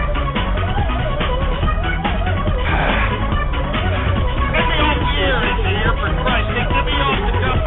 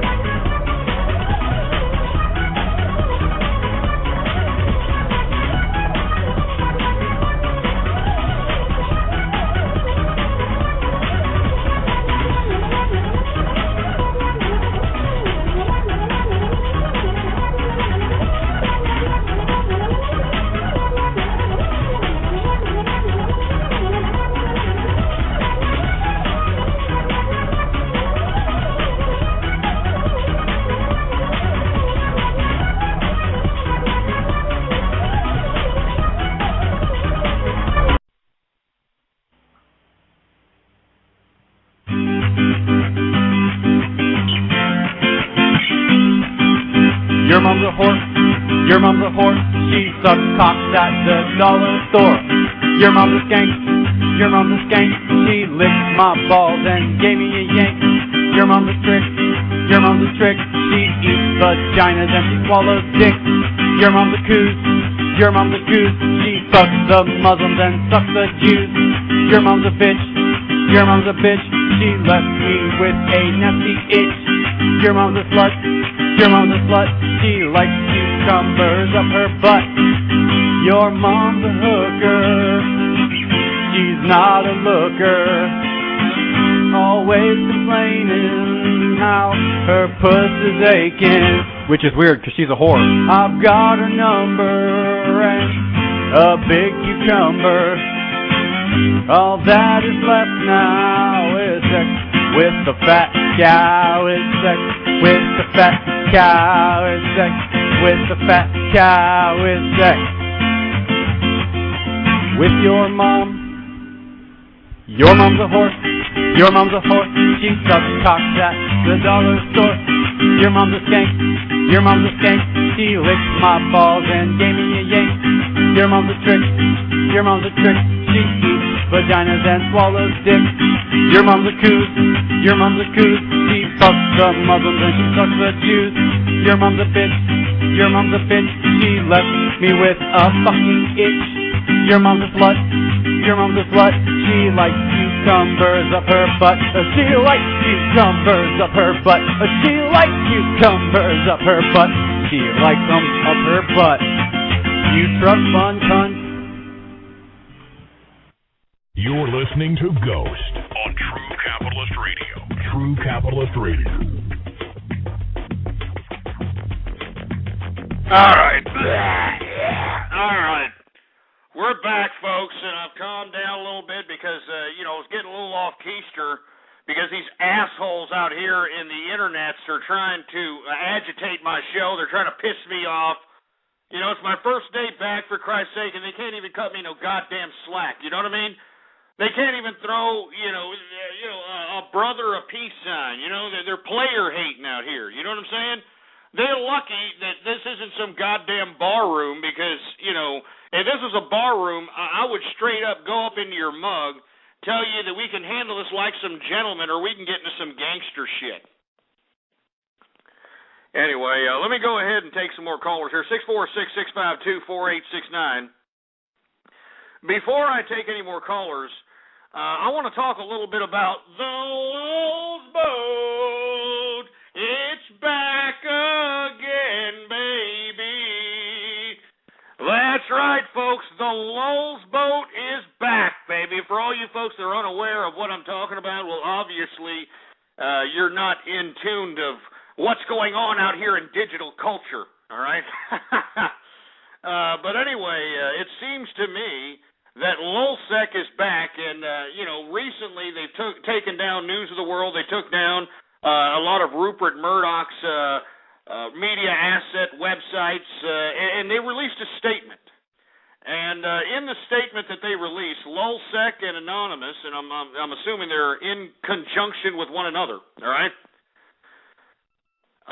They have basically said that we ain't scared, baby. You understand? If you want some, come get some, baby. Woo! And let me tell you something else. I am not condoning this activity whatsoever. All right, I am not condoning any kind of hacking or illegal activity before I make comments about things that have happened. But I do want to say that it's about time, like I have been saying for the longest time, you can look back in the archive for this, it's about time that we start seeing hackers that have causes backing up the digital mayhem that they're causing this digital Wild Wild West. You understand? I mean, I'm sick and tired of these, old, not old, I should say, but the hackers for the past several years that have come out. What have they? What are these hackers that have been out for the past several years? What are they doing? Huh? They're doing nothing but causing havoc for the sake of causing havoc for no freaking reason. But now, we've got a group of individuals, a group of young people, that are starting to say, hey, we're going to be just like those assholes were in the 60s, remember? Oh, yeah. In the 60s, they were out there, burning their bras. You remember the Weather Underground, huh? Did anybody remember the Weather Underground, for Christ's sake? Anybody remember the Black Panther Party? Anybody remember the Chicago 7? Anybody remember, Abby Hoffman and these types of characters? Anybody remember these guys, huh? Well, this is the 21st century version of this type of idealism. The only difference is that these people that are conducting these types of hacker activities behind the LulzSec and Anonymous moniker have a little bit more of a clue than Abby Hoffman and the Chicago 7 and Weather Underground and all these other jerks that were out here in the 60s bombing police stations and doing all this ridiculous nonsense, all right? The bottom line is that the only thing that LulzSec and Anonymous are doing is showing the vulnerabilities that everybody seems to think is so secure, and I'm talking about the internet, I'm talking about networking. All right? And all I'm simply stating is it's about time that we start seeing some of these hackers start hacking for a reason. The LulzSec and Anonymous basically put their balls on the line and said, we ain't scared, baby. We ain't scared. We ain't scared whatsoever. As a matter of fact, I mean, it's the 90s all over again. And for you folks that were lucky enough to partake on the internet in the 90s at all, in the 90s we had a huge hacker war, and a variety of different hack attempts were actually implemented and successful. One in particular was the hacking of the website of the White House by Zyklon. The unfortunate part about it is he did it for the lulz, and this was back in 97, 96, something of that nature. You know what I'm saying? It's time that if you're going to put a penitentiary chance on your head, all right, if you're going to go out and infiltrate networks and you're going to go up and do these types of illegal activities, at least do them for a reason. At least do them for a reason. And when you do them and you're busted for them, make sure that at your trial that you state the reasoning behind the mischief that you have conducted. You know, I mean, you know, be like these people that have gone down in history for a purpose. You know what I'm saying? And that's just my personal opinion, all right? This is my personal opinion. I am not condoning activity. I'm not saying that people should go out and hack. But if you're going to hack, do it for a purpose. That's all I'm saying. Now, let me tell you something. The Lowe's boat. It's back up and running, even though the supposed web ninjas and the jester basically said, they doxed the main peeps from LulzSec. They ain't scared. They don't care. I mean, man, it's like it's movie-esque, so to speak. You know what I'm saying? It's movie-esque. So to all the individuals that are conducting themselves in this kind of activity, let me tell you, there are a wave of arrests happening in anonymous and in supposed LulzSec arrests. A wave of them. I think it's about 80 people have been arrested throughout the world related to supposed anonymous denial of service attacks, hacking attempts, so on and so forth. But even amidst these arrests that are happening globally, a defiant LulzSec and a defiant Anonymous has taken control, and let me tell you something. It's very interesting to see how the powers that be are going to deal with this one. You know what I'm saying? I'm just saying. I mean, I just would like to see how they're going to deal with this crap. I want to hear from you. 646-652-4869. Let's take some calls here. Maybe somebody got some opinions about this stuff here. 3-1. I think I already called on you. 646. What up? What's up, Ghost? Happy Baller Friday. How's it going, man? I actually just wanted to touch on the topic about the heat wave. Go for it. I wanted to know, would you take a shower with me, the Bronies, the Flood, and Rainbow Dash? Oh, Jesus Christ. I mean, first of all, you need to take about 10 steps away from my freaking butt crack with that stupid talk. Secondly, you need to learn how to spoken English there because, man, I mean, your English is bad. I bet you're the kind of guy that uses the inference of CH, like in the word chair. I bet you're the type of individual that says it in the SH form. You know what I mean? Like, I'm over here sitting on the chair. That's what I'm doing. I'm sitting on the chair over here. I'm sitting on the chair. Get this fruit bowl off my... Get him off my switchboard, for Christ's sake. Jesus Christ. I mean, I'm telling you, man. I mean, half these people that call up, it's like, my name is my favorite color's clear. My favorite number's 0. Shut up! Jesus Christ. Let's take some more callers here. 646-652-4869 is the number to call here. Let's take some calls. Tezeki's on the horn here. What's going on, Tezeki? All right, Ghost. It's very nice to talk to you, sir. I mean, you have been sorely missed, so welcome back, dude. Hey, thanks a lot, man. I had to keep capitalizing, had to, parlay some of these profits that I've been taking in other investments, and I'm considering, I'm not considering, I'm going to invest in another brick-mortar business here in the very near future. That's what we like to hear. I wouldn't expect any less from you, sir. I mean, I only wish I had the same capital to join you on these epic kind of ventures. But, I'm doing my own little capitalizing thing. It's all I can do. But, whatever you can do and keep doing it. That's all you can do. That's just what makes the life go by, man. You gotta keep doing it, keep capitalizing so you can bring those good times that we seek everywhere, all over the world, no matter what race, no matter what gender. Everybody wants to have a good time.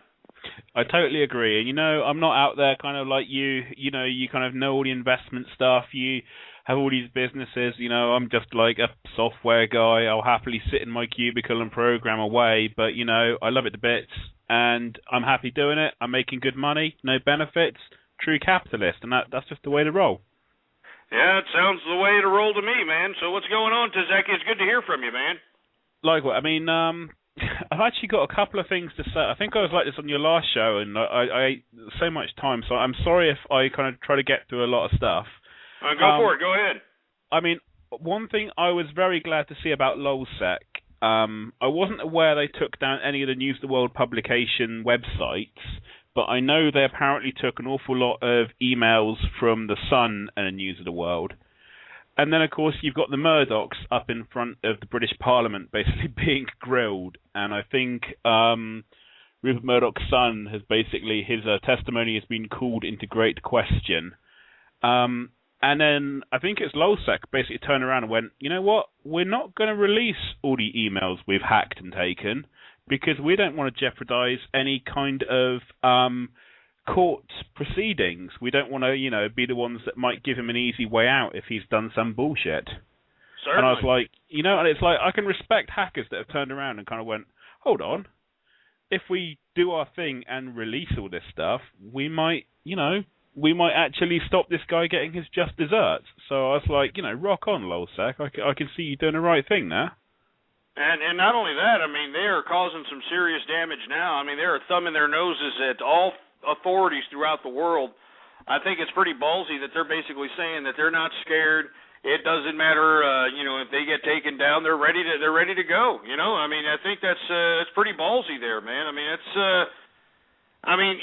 look, what really gets me is the causes. It's not the fact that these people are causing mischief. It's the fact that they're doing this for causes, for reasoning, to throw spotlights on particular subject matters. It's not like before when Anonymous, took down Sony with a denial of service attack because of, GeoHot and that ridiculous sellout. No, but now they're actually doing things for political, economic, and other type of purposes, and I think that they need to, if they're going to continue to conduct this type of activity, they need to do it in these types of constructs, if you will. I agree, and as I said, I think it's nice to see them going with a solid motive, a solid kind of modus operandi, and also being big enough to see the bigger picture, and not just childishly kind of bragging, oh my God, we've managed to steal some files, let's publicise them for anyone. They've actually been somewhat moral with them, and I think, as I said, I think it deserves respect. And as you said, the fact that they're they've got decent causes behind them, I think it's brilliant. So, I mean, one of the other things I wanted to address, I'm loving the fact that, you take a week off, and I've had my fingers crossed for about a week, Ghost, that we'd come back, and despite enjoying your great success, that we wouldn't have 400 plus users in the chat room. It's just, I thought at the beginning I was able to say hello to some people, and it's just full up of fucking bronies. I mean, what the hell's up with these damn bronies, for Christ's sake, man? I mean, it just seems to me that these guys just won't get, they just can't get a hit, man. They can't get a hit. It's just like, I talked to some people, and then I just watched it just go, okay, 90 people, 100 people, 150 people, 220 people. I'm like, what the fuck? It's just full of stuff like brohoof, and it's just like, and even right now, people are just like spamming shit like, get off Britbag. It's like, why? So we can have more people calling and going, hurt, I like ponies. Can you get mad? It's like, oh, you fucking twats. I mean, and this is the world nowadays. The absolute pussification of the male. The absolute utter pussification of the male has been implemented, and this brony little group concept is just a signature stating that obvious point. Yeah, I totally agree. I mean, I think it's kind of, I'd like to say flavor of the week, but I think it's going to be flavor of the year, but what can you do? But I actually had, I mean, this is almost kind of a welcome back present, Ghost, because we had do you remember, is it Electric Fence Sheep or something like that? Electric Sheep Fence? Is that right? Yeah, Electric Fence Street, I think is the name, yeah. Yeah, I mean, I kind of, I like an awful lot of people are actually genuinely missing you, and as you know, a mutual friend, let's say, I'm not going to name anyone in this, kind of called you up on your mobile, and, I don't, I'm not privy to any details, but I mean, when you kind of vanished off the face of the earth, I was a little bit worried, and so it was nice that this individual was able to reach you and just let us know that, you were okay, because I was just like, you were kind of complaining about, stomach ulcers and stuff. So I'm glad to hear that instead of being laid up in a hospital, you were just kicking ass and capitalizing. But whilst I couldn't do anything creative in terms of musical, I did do you a kind of a little tribute thing, which I'd like to pimp if that's okay. I think all right, go ahead. Quite enjoy it. Yeah, so, I mean, given the success and the fact it's Baller Friday, I've actually created a little bingo card generator at zeki.net/Baller Friday Bingo, which anyone can go to. They can listen along and have all the fun with the Baller Friday stuff. And as I said to you on your last show, I said carefully, are you happy with people using your logos and trademarks and stuff? And you said, yeah, as long as there's a couple of return links. So you have total support from me, and you've got links to the station, your Twitter, and your Capitalist Army, sir. Well, that's all I expect, man. Hey, thanks a lot to Zeki for calling up, and that's all I really expect, man, is if you're going to be using anything, go out there and link back to the website, link back to the show, and follow me on Twitter, for Christ's sake. Follow me on Twitter. Ghost Politics is the name to follow for all the folks that are tuning into the chat or listening in right now. Ghost Politics, all right? Let me ask the engineer if there's any. Hey, is there anybody tweeting right now, engineer? That's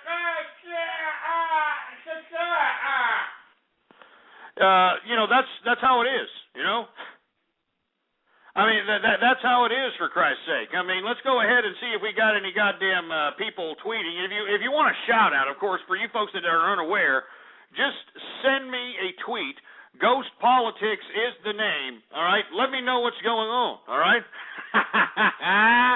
Let me know what's going on. Hey, who else we got? We got Darian Cutler. What's going on, Darian Cutler? We got Centinius. What's going on? We got Navy Husky, even though he's calling me a fascist, which is ridiculous, which is a false indictment, all right? We got Koshi Katsu, excuse me. We got Poco Hamster. We got Boy on Pluto. We got Anal Tooth Fairy, for Christ's sake. Who else we got? Fire Bro. What's going on? Who else we got? Who else we got, engineer? We got Ahmed. We got Bike Boy 93. What's up, man? We've got Anton Fontaine. We got Grandma Logan. What's up? The Aborted Fetus. Rubrica Lou. What's up? Deuce Carr. What's going on, man? We got a lot of people texting, or actually texting. They're tweeting. That's what they're doing. They're tweeting up. We got Red Plum. What's going on? Woo! Who else we got going on? We got... Keep them coming. Keep them tweets coming, for Christ's sake. Oh, now here come the disgusting, despicable, sexually perverted names here. All right. Jesus Christ, Cosbro is in the place. What's going on? Happy Baller Friday to all you folks out there. Anyway, that's about it. That's about enough of that. All right. That's about enough. Gabriel and P. All right. What's going on? Anyway, I want to take some more calls. We're talking about the Lowe's Boat.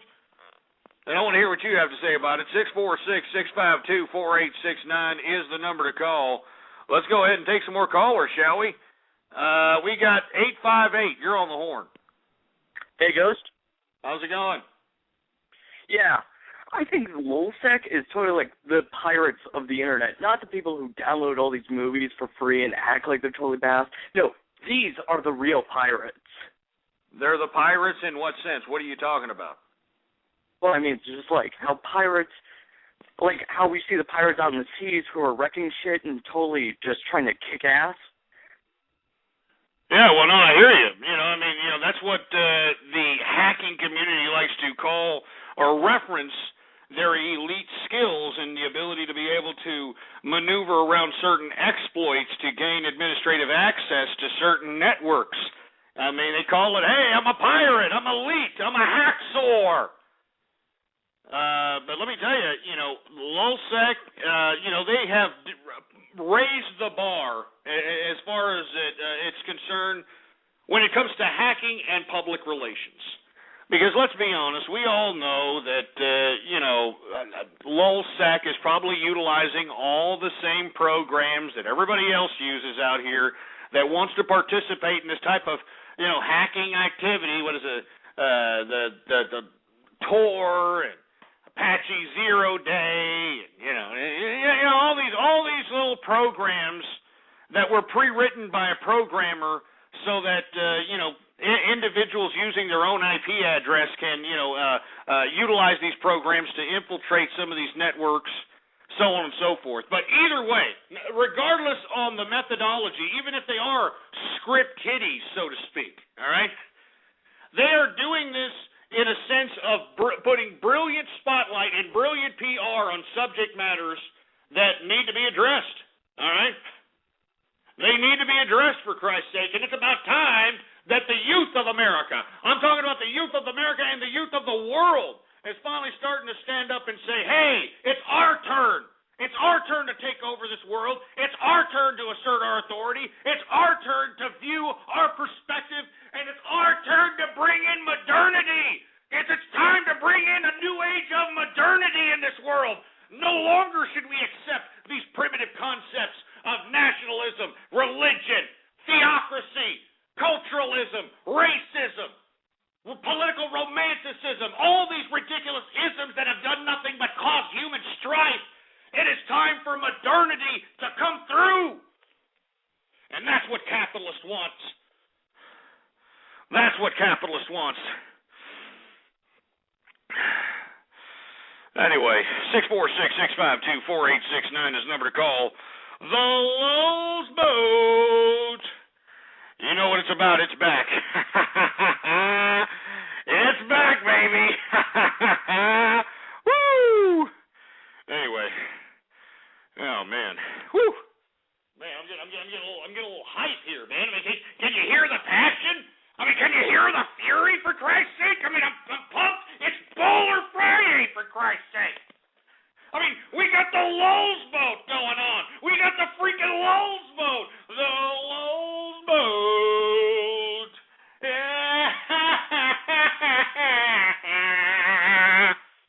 That's right. That's right. Anyway, let me go ahead and continue on. We talked a little bit about LulzSec and Anonymous. Now it's time to start talking about the explosions and gunfire that is rocking Oslo, Norway. And for you folks that are unfamiliar, in the capital of Norway, which is Oslo, explosions from some kind of a vehicle-made improvised explosion device actually detonated in the middle of some kind of goddamn government building, in an attempt to try to, I guess, cause some collateral damage amidst some of the bureaucratic infrastructure in that particular country. Moreover, after the bomb that went off in Norway to basically try to cause some collateral damage around government buildings, they had a person dressed up as a police officer shooting into crowds at random. I mean, shooting into crowds at random, for Christ's sake. Now, we did have some makeshift jihadist group basically taking credit for this, Yeah. We have a jihadist group taking credit for this, and they're saying that the reason that this particular terrorist act was implemented is because of Norway's assistance to the United States in the war in Afghanistan.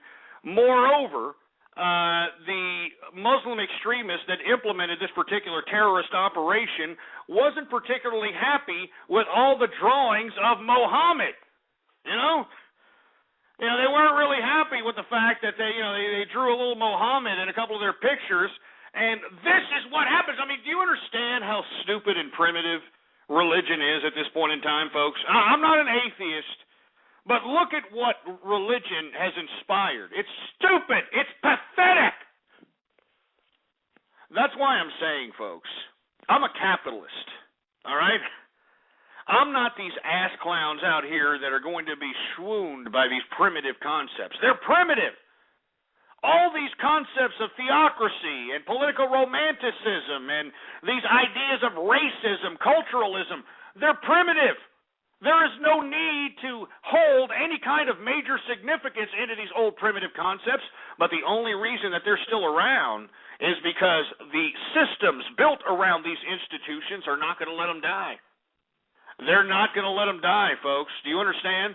The church is not going to go away. All right, the Muslim extremists aren't going to go away. All right, the racists aren't going to go away. The culturalists aren't going to go away. I mean, this is just going to continue to go on until we, and what I mean by we, I'm talking about individuals that want to live in the civilized world.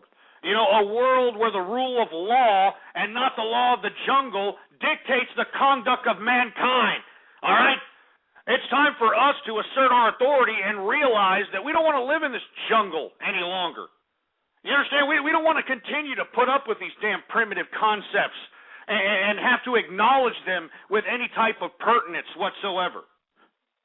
It's time for capitalists to bring the world into modernity, whether they want to be brought into modernity or not. Because the longer we stay in these primitive concepts, the less and less chance of our continuity is possible. And that's the bottom line, folks. I mean, I am not going to sit here and I'm not going to sit here and throw pussy whip punches behind this religious fanaticism. All right? I don't care whether it's Islamic fundamentalist or Christian fundamentalist or Hindu fundamentalist. I don't care who it is. All right? This religious fanaticism has to stop. All right? This is primitive crap. All right? It's primitive. The people that worship this crap were walking around in togas. They were walking around in bare feet with open sores, and they were syphilitic, for Christ's sake. The average age was like 35 years old when these people were worshiping this crap. And yet you've got these people continuing to hold on to this nonsense as if, oh, we got to do it. We got to do it. Shut up! Jesus Christ. Anyway, the reason I'm going off on this tirade about religion is because look at what happened here in Oslo, Norway. All right? A whole bunch of Islamic fundamentalists, concocted this terrorist operation, and the reason is because of some drawings of Muhammad. You know, drawings of Muhammad inspired this. I mean, Norway, folks, is probably one of the most peaceful countries on the face of the planet. I mean, they're a bunch of socialist, peaceful pricks. You know, I mean, there should be no reason why anybody should be hitting up Norway, for Christ's sake. All right? But lo and behold, what happens? We got not only an improvised car bomb being exploded in an area where there's government buildings, but we also had somebody dressed up as a police officer going down the street killing people. So unfreaking believable. Unfreaking believable what's happened here. Jesus Christ. I want to hear from you. 646-652-4869 is the number to call. All right, I want to hear from you. What do you think about this unfortunate tragedy that happened in Oslo, Norway? We got 703 on the horn. What's up? I think it would stop if you stopped drinking all the time. Well, maybe it would stop if you weren't such a pussy whip-sounding bastard and actually sounded off like you had a pair of balls instead of sounding like you're tucking your tail between your legs, seeing how you'd look as a woman, you fruit bowl bastard. 919, you're on the horn. Ghost, your NWO show, just a minute. Your NWO show, man. Everybody's talking about it. Alex Jones confirmed it, everything, man. Just, stop hiding it. I don't care what Alex Jones thinks he confirmed, all right? Alex Jones is a fat, pot-bellied bastard, all right? You can tell him I said that. I don't care what he said about me. He's a goddamn liar, and he knows it. The only reason that he's saying whatever he's saying about me is so that he can sell more videos, so he can sell more access to his website, so he can sell his stupid little radio show, for Christ's sake. He's a pathetic excuse of a broadcaster, a pathetic excuse of a documenter. He's a pathetic excuse of a human being. So don't sit here and give me this crap that, oh, yeah, Alex Jones, he did this, and yeah. He's a fraud, and you can tell him I said that. Alex Jones is a guy that sits here and pisses and moans about, oh, we got to get rid of the Federal Reserve. Oh, we got to get rid of the Federal Reserve. And yet this idiot accepts Federal Reserve currency notes and spends Federal Reserve currency notes. I mean, when he asks you to pay for whatever service or product he's selling, what does he ask you to pay it in? He asks you to pay it in a Federal Reserve currency note, which is complete hypocrisy.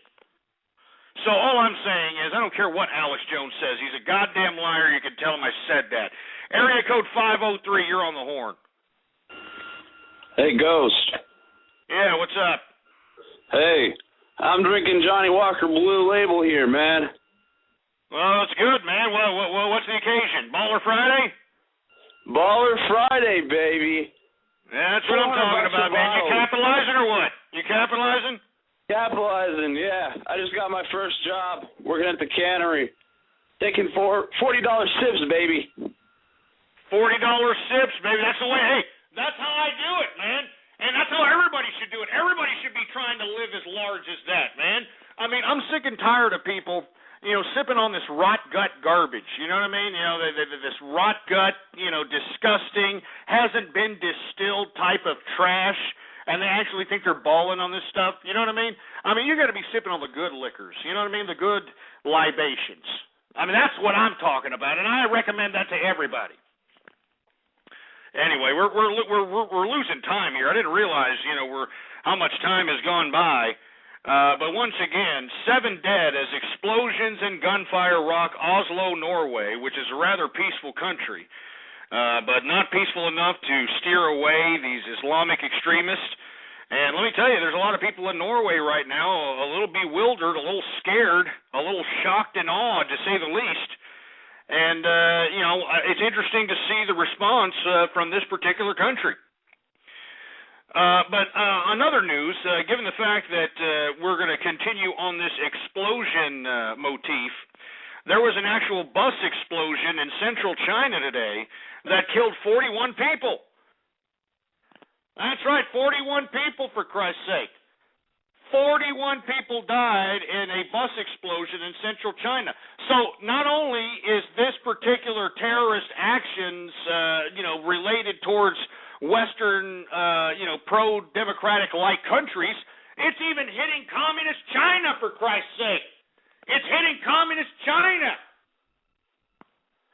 And, I stand corrected. 9 people have now died from the Oslo, Norway explosions and gunfire. 9 people. And people are saying that it is the 9/11 of Norway, and of course it is. And it's interesting to see what's going to transpire from that. But 41 people dying in a bus crash, or not a bus explosion. A bus bomb, not a crash, a bus bomb. So terrorism hits China, for Christ's sake, man. I mean, I know that the Chinese government likes to think that, they can keep a totalitarian arm on every single thing. But this goes to show them that they don't have, as much totalitarian authority as they think. They don't have as much totalitarian authority as they think. I mean, 41 people dead in a bus explosion, that's pretty serious terrorism. All right? Now, in my personal opinion, I wouldn't be surprised if that was homegrown. If that was homegrown terrorism, because you got a lot of pro-democratic and pro-capitalist individuals that are within the borders of China that want to overthrow the communist regime of China because it's completely hypocritical and contradictory. And not to mention that a lot of the individuals in China refuse to let go of what happened at Tiananmen Square. They refuse to let it go. And let me tell you something, they shouldn't. Because it was sick what the goddamn communist government did to those kids at Tiananmen Square. It was sick. I mean, shooting them down like a bunch of dogs, for Christ's sake, because they were standing up for their freedom, because they were standing up for their liberty, because they wanted to embrace capitalism. They all got shot. Tens of thousands of people shot dead in the street, and all they were doing was sitting in front of Tiananmen Square conducting themselves in hunger strikes? Absolutely not. It's pathetic. It's what it is. It's pathetic. Once again, a bus explosion in central China kills 41 people, and I wouldn't be surprised if it was homegrown, for Christ's sake. Jesus Christ. Anyway, I want to hear from you. 646-652-4869 is the number to call. Let's take some more callers here. We got area code 432. What's up? You're on the horn. Hey, can you hear me? Yeah, we can hear you. Okay, well, first of all, I want to go ahead and say Happy Baller Friday. Hey, happy Baller Friday, man. Yeah, and back on that, if you don't mind, I'll have to go back on that drought. Go for it. All right, well, down in lower West Texas, we've had a little overflow of jobs. They've been really slacking. Like, I'm not seeming racist here, but most of them being minority, like Mexican. No, okay.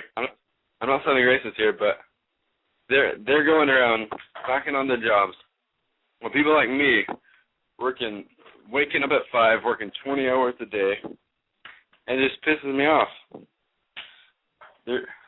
Well, you know, and I don't blame you for it pissing you off, man, but that's life. That's not just Mexicans and black folk or any other minorities. I mean, that's the American way nowadays. You understand? I mean, the average American schmuck in America, they don't want to work for crap. You know, I mean, all the people that are on the unemployment right now, that are collecting unemployment checks, if you told them that, hey, I can give you a job flipping burgers, they're going to be like, no, I'm worth more than flipping burgers.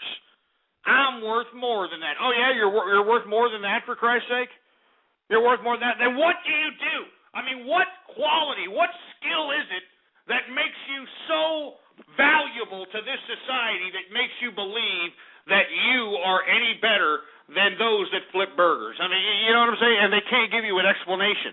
All they can do is just give you some "come on, Maine," like a black guy, giving you a "come on, Maine" after you tell him you ain't got no change in your pocket. Anyway, I'm sorry, man. 646-652-4869. 940, you're on the horn. What's up? This show is brought to you by the letter R. R for racism. Now, shove it up your ass. I'm not a racist, asshole, all right? I'm not a racist. I mean, look, I'm just telling it how it is, all right? You know who the racist people are? The people that are calling me a racist. Because I don't give a crap about race. I mean, you know, a racist would imply that I am trying to bolster the credibility of one race over all races. And I'm not doing that, all right? I'm not doing that, all right? I don't give a crap what you are. You're just a piece of crap as far as I'm concerned. I don't care if you're a white piece of trailer park, cheese whiz guzzling, NASCAR watching piece of trash. I don't care if you're a Mexican burrito-eating piece of trash. I don't care if you're a black Colt 45 drinking piece of trash. I don't care if you're a damn camel jockey Middle Eastern piece of trash. I don't care if you're an English tea drinking, fish and chips eating piece of trash. I don't care what you are. Do you understand that? I don't care about race. As a matter of fact, I think the whole concept of race is a primitive concept to begin with. I don't even understand why we acknowledge it. I mean, the people that take most offense to it, the reason that people take most offense to it is because that's all they are. You know what I mean? That's all they are. The only thing that they are is this ridiculous little skin color, and that's it. You know, they have nothing else. Like, yeah, man, I don't like the way you calling me la racist, man. Why are you talking about my race, man? Not funny, man. They have nothing else, for Christ's sake. I mean, they're just all pieces of garbage with no integrity. All right? I mean, let's be honest, all right? I mean, if you were secure in your manhood, if you were secure in your capitalist fiscal endeavors, you would not give two rats' asses about racism, all right? You wouldn't care if somebody said this or somebody said that about a stupid race. Nobody would care. You know what I'm saying? The only people that do care are ignorant losers that have nothing else. You know what I'm saying? I mean, haven't you noticed the people that cry racism the most are the so-called PO in America? You want to know why? Because they know they can get money from lawsuits from it. You know what I'm saying? I mean, I heard an idiot that got, $250,000 because he was taking some company photo for his, little stupid ID badge or something, right? He was taking a photo, and the guy taking the photo told this guy, because he was a Mexican, all right? He told this guy, all right, it's your turn. All right, go ahead and smile like you got a burrito, And that's all he said. He just said, smile like you got a burrito. This asshole got $250,000 for that in punitive damages, for Christ's sake. Can you believe this crap? Can you believe this crap? Smile like you got a taco, $250,000. Stupid. It's ridiculous. I'm sick of race. I'm sick of the whole concept of it. It's stupid, man. I mean, get over it, people, all right? White cracker-ass crackers that are threatening that ethnic minorities are infringing upon white society. Get over it, all right? Black folks that are like, man, baby, it ain't fair, baby. These people out here, they ain't not understanding, baby. My kids, baby. I'm black, baby. Get over it. For you Mexican idiots that are like, oh, dude, I don't know anything, dude. I'm not out here trying to do everything. You just get over it, man. I'm sick of this crap. Sick of the whole race concept, man. It's primitive, man. I mean, what are we? What are we, savages, for Christ's sake? What are we? We Indian tribes? Huh? Is that it? Are we tribal again? You know, you will not have my skin color. You will not have my skin color. I kill you. You will not have my skin color. Stupid and pathetic. So that's all there is to it. All right? That's all there is to it. You idiots that want to call me a racist, I bet you money that you would probably be in a court of law right now trying to sue me if we were in some kind of a workplace environment because, you said for me to smile like I had a burrito or like I had a taco, and I got to go and sue you for $250,000. The people that are out here crying racism want something for nothing, baby. Huh? Money for nothing. They want chicks for free. But that ain't working. Huh? Anyway, let's take some more calls. 646-652-4869. All right, we're in the third and final hour of the True Capitalist radio broadcast, and of course, I am your host, the man they call Ghost. And once again, folks, I want to thank everybody for tuning in with me. Please, all right, before we get into anything else, spread it around like wildfire, and let everybody know that we're in effect in the house at blogtalkradio.com/ghost. Moreover, why don't you follow me on Twitter, baby? Follow me on Twitter. Ghost Politics is the name to follow. And that's all there is to it. And all you idiots that are in here calling me a racist, shove it up your ass, all right? Give me my drink.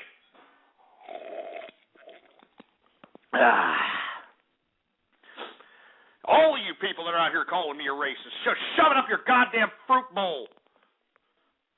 You stupid bastards. Anyway, let's take some more callers here. Area code 712, you're on the horn. What's up? Hello? Yeah, what's up? Hello, can you hear me? Yeah, we can hear you. Yeah, it's actually about the Oslo thing today. I think it's great that you brought up the stuff about fundamentalism and stuff, and because I actually read something online today that I thought I actually read today that in Texas, the Board of Education is actually considering adding alternatives to evolution in school. That's just ridiculous. This is the 21st century. What? Well, wait a minute. What makes you think evolution is a fact to begin with anyway? It's not a fact. Evolution is not a fact. So what? Well, how is it a fact? Explain to me in scientific detail how evolution is an absolute 100% scientifically documented fact. Go ahead right now. Go. What do you mean by that? What I mean, I'll tell you what I mean by that. It's something that you can't explain. That's what I'm saying, all right? First of all, there is a clear missing link if you want to base your evolution concept on fossils. You understand? Like the fossil idea of evolution, there is a humongous missing link between primitive Neanderthal and primitive man. Do you understand? I mean, there is no, it just seems like, Neanderthal took a giant step forward out of nowhere based on the fossil records. Excuse me, I'm trying to do 8 things at once here. But the bottom line is that that's a fact, all right? There's a missing link based on the fossils. Secondly, all right, there is no evidence stating that some chimpanzee took a shit and out came an albino hairless ape, and the apes threw him out or something, and they decided to have a whole community of hairless apes that eventually evolved into human beings. I mean, it's stupid. It's stupid. I mean, and then you got this other idea that we came from tadpoles, that we had were little leg amphibious creatures that crawled onto the sea and through evolution grew legs and opposable thumbs and all this. It's stupid. It's silly. All right, it's utterly pathetic. All right, now 712. I'm going to give you one more time. All right, I want you to give me scientific, documented, actual cited evidence that evolution is 100% absolute fact. Go ahead. Hold on, I screwed up, for Christ's sake. Hold on. Switchboard's screwing up. Hold on, let me get back to this 712 guy, because I like to hear the scientific analysis of this young man. Go ahead, 712. Okay, this isn't the only evidence for evolution, but have you heard of an endogenous retrovirus? Basically, it's a virus that encodes itself in DNA, like AIDS and stuff. That's an endogenous retrovirus. Now, the chances of it encodes itself in a specific part of our genetics, and the fact is that we share around 90% of it with chimpanzees. The fact of one endogenous... Hold on. If you want to, make the DNA argument, I mean, the closest is not the chimp, when it comes to human beings, when it comes to DNA makeup. Believe it or not, if I'm not mistaken, the human being has more of a genetic identification to the chicken more than the ape. So did we come from chickens now? Huh? Yeah, I'm not joking. I mean, the DNA and all this genome shit that these scientists are throwing down our throats, for Christ's sake. I mean, 98% of the DNA of every living organism is basically comprised of the same DNA that humans comprise of. You understand what I'm saying? It's ridiculous. Look, get this idiot. Get him off. All right? Get him off. I'm not going to sit here and listen to this crap. Oh, I'm an ape. I'm an ape. A freaking ape, for Christ's sake. You people are idiots if you think that you came out of an ape's ass. Jesus Christ. Now, I know there's a lot of people out here thinking, because I'm talking down against evolution, that I'm somehow, Jesus, it's Jesus, the Lord Jesus, he's going to give me Christ and Jesus. Let me tell you something, I'm not for that either, baby, all right? I mean, let me tell you something right now. I am one of the most anti-theocratic people that you'll ever meet in your goddamn life. All right? I'm not joking. I mean, I thought it was sick that when the Pope, the last Good Friday, this past Good Friday that happened, I found it disgusting that when the Pope had this little call-in little session on the internet and on TV, and when he actually had a little girl from Japan call up and say, why are we suffering here in Japan? Why does a little girl like me have to, live in fear and pain and misery? And do you know what he said? The Pope said, you're suffering for Jesus. And that's what he said. You're suffering for Jesus. That's what it is right there, huh? Oh, thanks, Popey. Thanks a lot. So don't give me this crap that, I'm a religious nut job, all right? Because I'm not. But you cannot sit here and give me this nonsense about evolution. I mean, I can't believe that we actually have young kids believing that this is 100% factual. You know what I mean? That it's 100% facts that we came out of an ape's ass and lo and behold, we're human beings. I mean, it's stupid. It's stupid.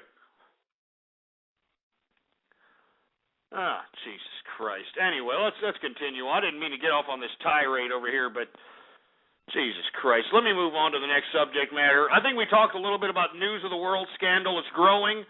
It's growing to the point where it's affecting, David Cameron's parliament. It's spreading to the point where it's possible that some of these Rupert Murdoch media outlets were actually ganking information from 9/11 victims' voice mailboxes. Really unbelievable. Really. And moreover, I want to talk a little bit about that fat Mexican from Venezuela, that, communist asshole, Hugo Chavez. Hugo Chavez has made it through his first bout of chemotherapy in Cuba. Huh? Oh, isn't that great? Isn't that great? Fat Mexican Hugo Chavez is getting chemotherapy because he got prostate cancer, huh? Aw, pobrecito, huh? Pobrecito. Who gives a crap, all right? Who gives a crap? That communist fat piece of hypocritical garbage, I hope he dies tomorrow. As a matter of fact, since we're talking about religion, let us all pray, all right?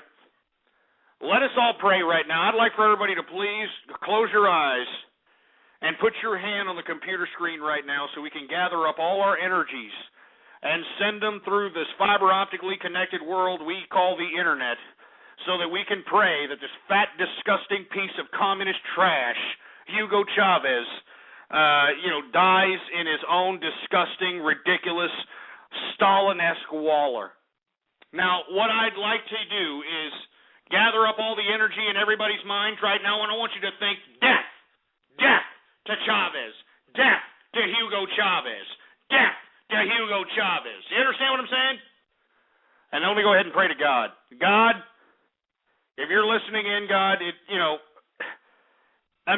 there's anybody that you needed to take out in this world, it's definitely a communist. Remember, communists are secularist atheists, God. They're trying to make themselves their own materialistic-based God on this planet. So, God, if you could, I know that you've already hit up Hugo Chavez in the prostate, but please, if you could, hit up Hugo Chavez in the poop chute so that the man dies of anal leakage. Thank you, amen. Thank you, God, amen. All right, now that we got that out of the way, let's continue going, shall we? 646-652-4869, 919, you're on the horn. What's up? Hey, Ghost. Yeah, you're taking too long. 708, what's up? No, you're taking too long. You're taking too long, too. 951, you're on the horn. Jesus Christ. 512, you're on the horn. Fuck you, Texas, and fuck you, Lone Star Bear. You stupid piece of trash. 508, you're on the horn. That was messed up for you to fucking say, Ghost. What? What was messed up? What? You hung up, of course, huh? Hung up. Oh, ha, ha. Give me a damn break. Anyway, let me move on to another subject matter, all right?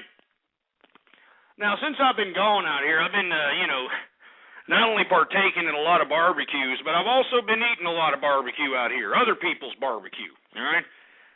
And one thing I cannot stand is burnt-ass barbecue. Do you understand what I'm saying, folks? That's right. Burnt barbecue is one of the most disgusting things I've ever tasted in my life. And half the barbecue in world believes that you're supposed to burn the hell out of the goddamn piece of meat on the freaking grill before you eat it, for Christ's sake. Anyway, the reason that I'm pissed off about this is because, I'm out here, I felt compassion for somebody out here who was actually selling barbecue plates to raise money for, I'm not going to say what they were raising money for, but they're raising money for something. I buy a barbecue plate. I take a bite of a piece of chicken, for Christ's sake, and it literally tastes like I took a charred piece of freaking cedar wood out of the fire, dried it out, and took a bite out of the son of a bitch. All right?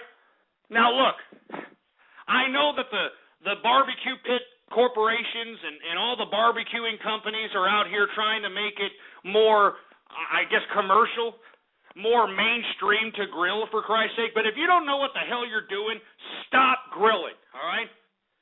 if you bite into your barbecue and you just get nothing but charred, just disgusting, burnt crap in your mouth, then stop barbecuing. That's not what barbecue's supposed to taste like, assholes. It's not supposed to taste like burnt, disgusting flesh. All right? It's supposed to taste like a decent tasting wood, like mesquite. It's supposed to taste like charcoal. You understand? It's supposed to have little char lines that are supposed to be symmetrical to the grill. You understand what I'm saying? I'm just saying, there's a lot of you idiots out here that are grilling barbecue that have no business doing it. Stop doing it. You're giving people burnt barbecue, and you're making them hate barbecue. You're making them hate barbecue because your barbecue sucks. So that's all there is to it. And hey, Brian, if you don't like it, get the hell out of here there, you stupid fruit bowl, all right? I'm from Texas, all right? I'm from Texas. We like barbecue out here. If you don't like it, get out.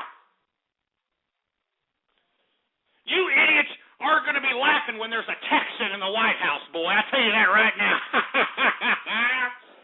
I'll tell you that right now. You sorry sacks of crap ain't going to be laughing when there's a Texan in the White House.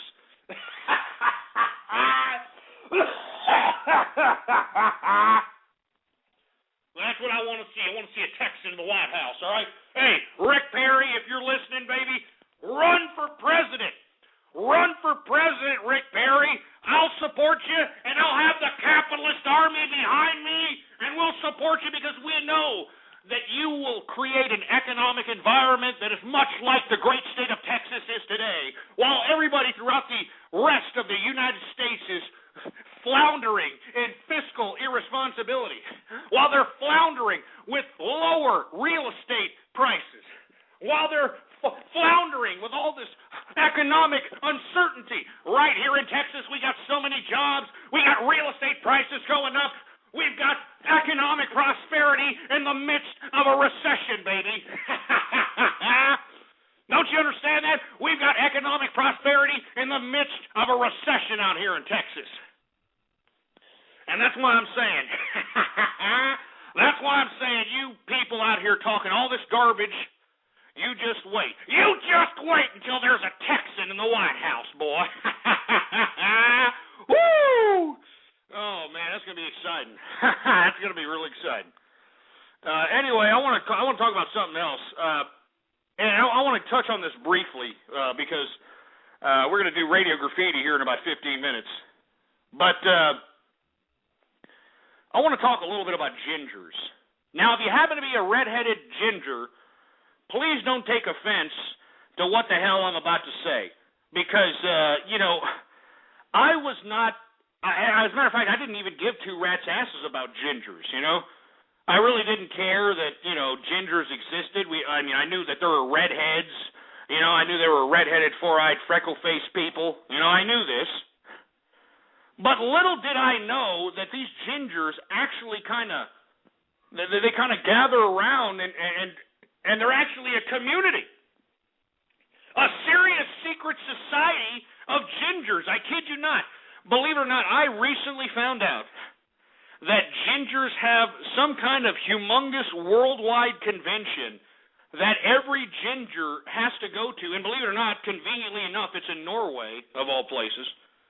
But these gingers have a annual meeting. And let me tell you, you can actually find this website online if you Google it or trying to find it, for Christ's sake. I mean, it's a humongous society type of communal meeting of worldwide gingers. And what I want to know is, what exactly are you talking about at this ginger convention? I mean, what are y'all planning to take over the world, for Christ's sake? I mean, is this necessary? I mean, this is sick, man. Gingers having a freaking worldwide convention? Why? Why do gingers need a worldwide convention for Christ's sake? Why don't you be like everybody else and realize, hey, I got red hair, I got freckles, let me work with this. Let me try to make this work for me here. But no, you got these gingers out here going out and holding a worldwide convention for what? I mean, what are you talking about? Gingers of the world? We need to come together and realize that we need to start taking over. We don't really have a soul, so we really don't give a crap about what happens as it pertains to the collateral damage that we cause due to our world domination attempt. I just don't get it. I don't know. I mean, doesn't anybody here think it's strange that these gingers all have a convention, for Christ's sake? Oh, that's all I'm saying, all right? That's all I'm saying. Anyway, 646-652-4869 is the number to call. And if you happen to be a ginger, look, sorry if you're taking offense to this, all right? Don't get all butthurt, all right? Don't be like, freaking out on some YouTube video or something and then having it be put on South Park or anything of that nature, all right? Seriously. I mean, what we need here is we need people that are going to look at life for what it is, and what it is an opportunity to be prosperous. No other time in history has anybody had the freedom to do what people are doing in this world today. Anyway, 646-652-4869. What do you think about gingers? Let me see what people have to say about gingers out here. Let's see, 315, what's up? What do you think about gingers? I think gingers are cool. They fuck my asshole every day. Oh, Jesus Christ, this disgusting, stupid little 8-year-old, stupid skit!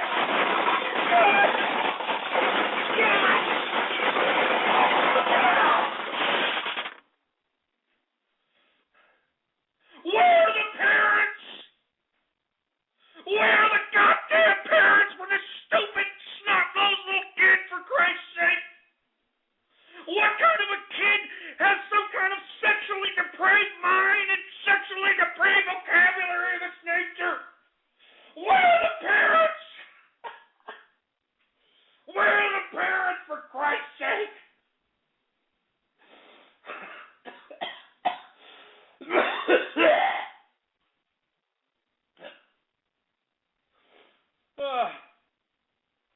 Give me a tissue, for Christ's sake.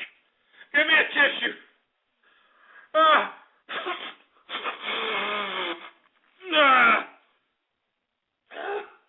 Give me a tissue.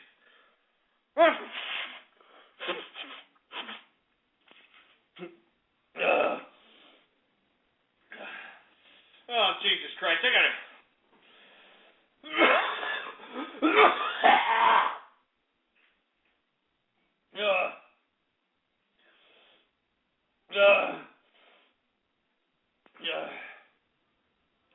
I mean, where are the goddamn parents, for Christ's sake?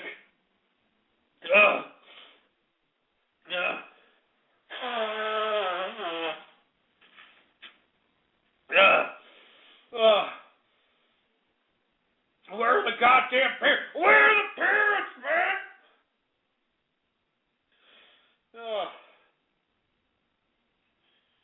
Give me the goddamn, give me the mic. Give me that goddamn mic.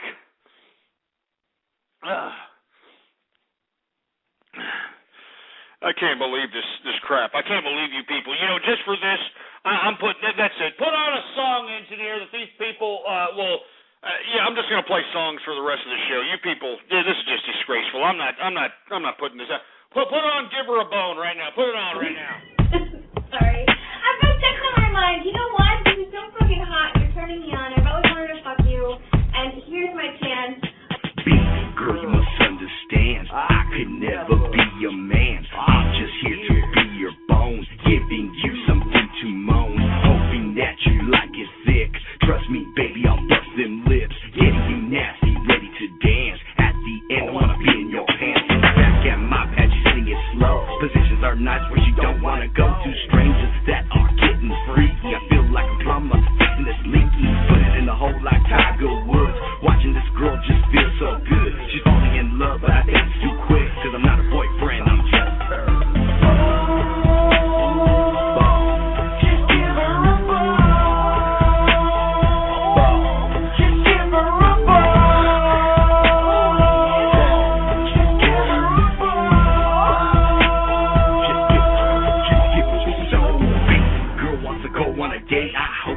I eat a big plate, so we talking about all bullshit lies. After the meal, we go for a drive. Smoking on a big ass blunt. She's looking at me like she wants some, so I pass it to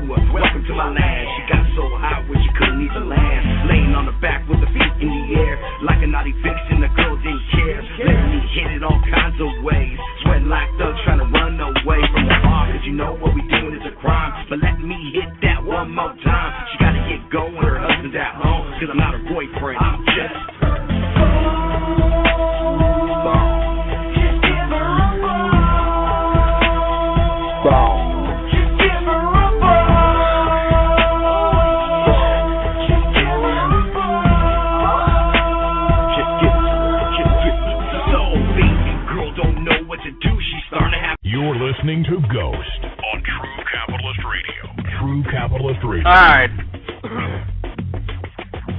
I told you, all right? Now, I was Goofy Bone with Just Give Her a Bone, all right? I don't want to hear any more of this little, 8-year-old boy crap calling up sounding like some sexual deviant, derelict pervert. Not to mention, I filled up my drink, I got Johnny Walker Blue on the rocks, baby. Love on the rocks. Because it feels so good. Yeah, yeah, yeah, yeah.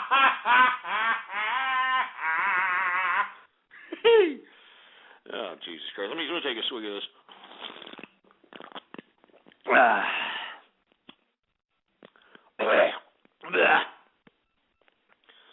Excuse me, folks. My throat's a little scratchy because you assholes are making me yell too often in this broadcast. This is my first broadcast back, and this is how you people repay me? You should all be ashamed of yourself. All of you.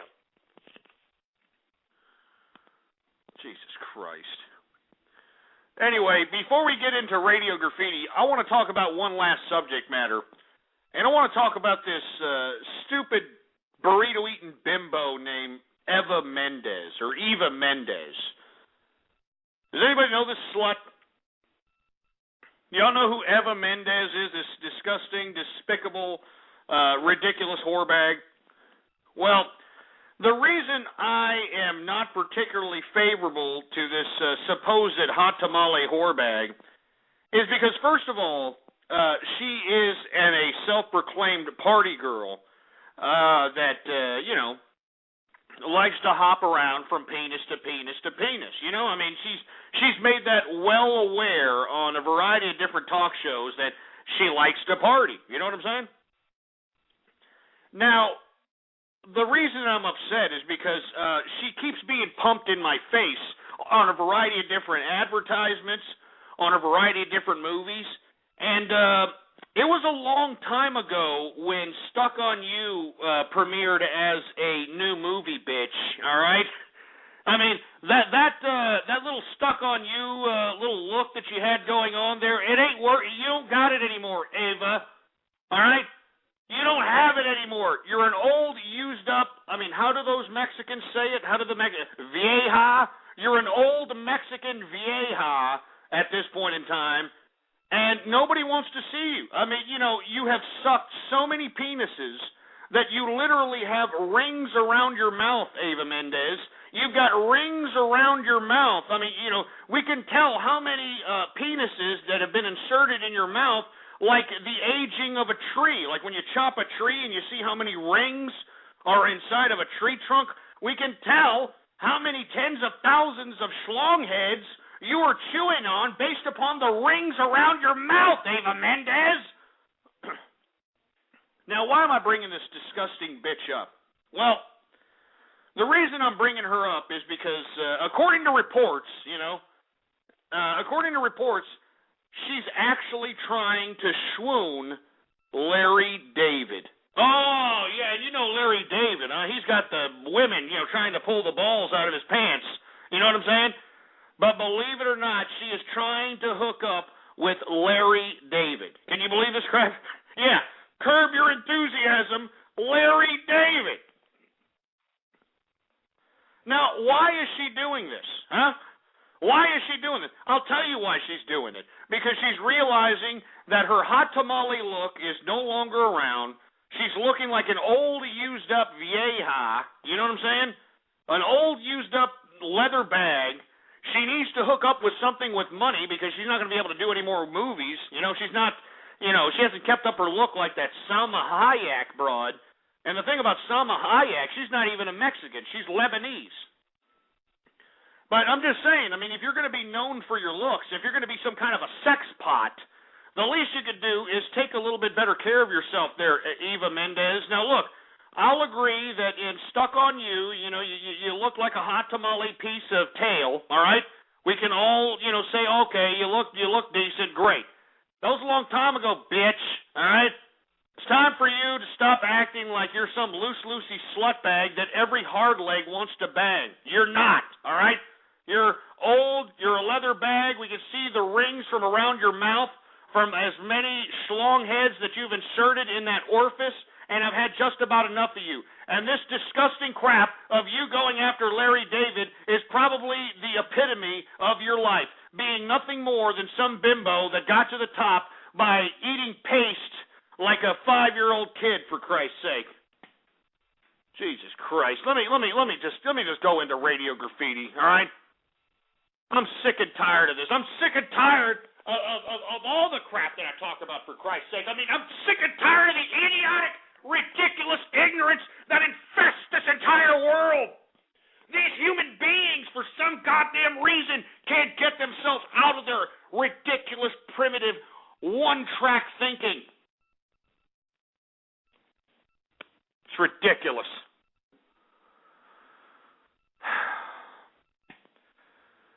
Anyway, 646-652-4869 is the number to call, folks. I want to hear from you. It is Radio Graffiti, and for y'all, all of you folks that don't know what Radio Graffiti is, okay, you call me up right now, all right?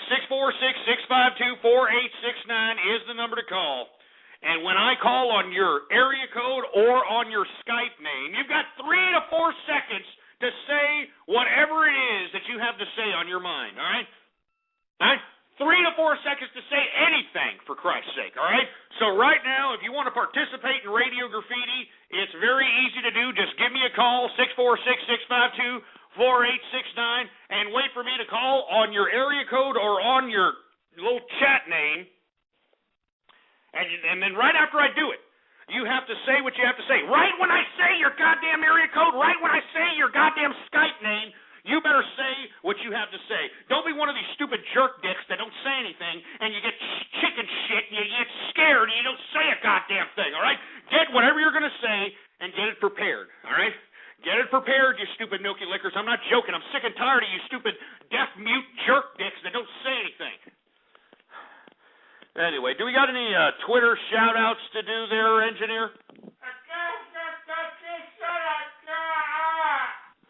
All right, let's go ahead and do a couple of Twitter shout-outs, for Christ's sake, all right? Let's do a couple of Twitter shout-outs, and if you want a shout-out, well, by God, go to my Twitter name. Ghost Politics is the name. Send me a tweet. Let me know what's going on, all right? All right, let me know what's going on, all right? We got Darth Sweeto, okay? We got Luke Gerard. Who else we got? Super Steve-O in the house, you know? Who else we got going on, engineer? We got Daniel J. Willis in the place.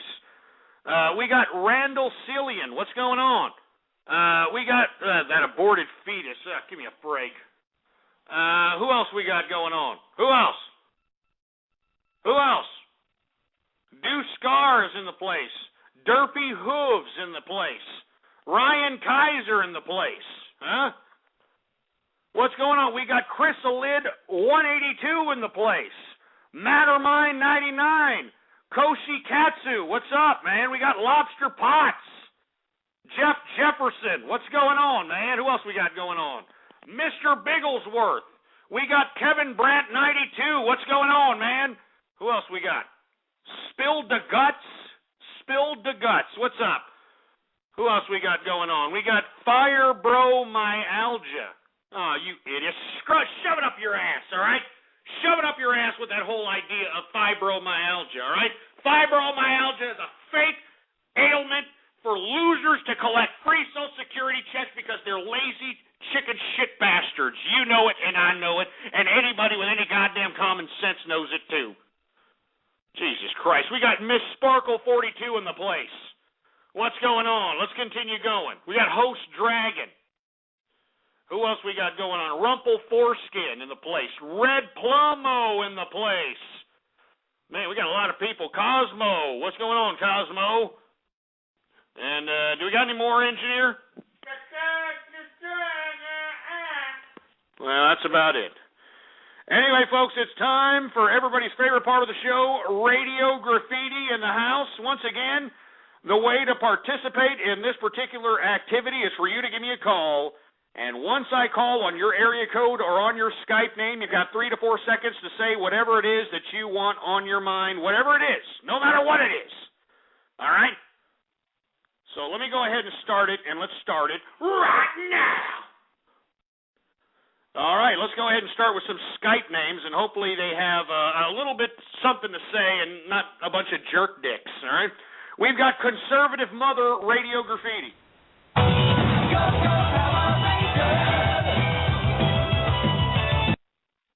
Arnold SWE Radio Graffiti. Hello? Goodbye. 480 Radio Graffiti. Surprise, but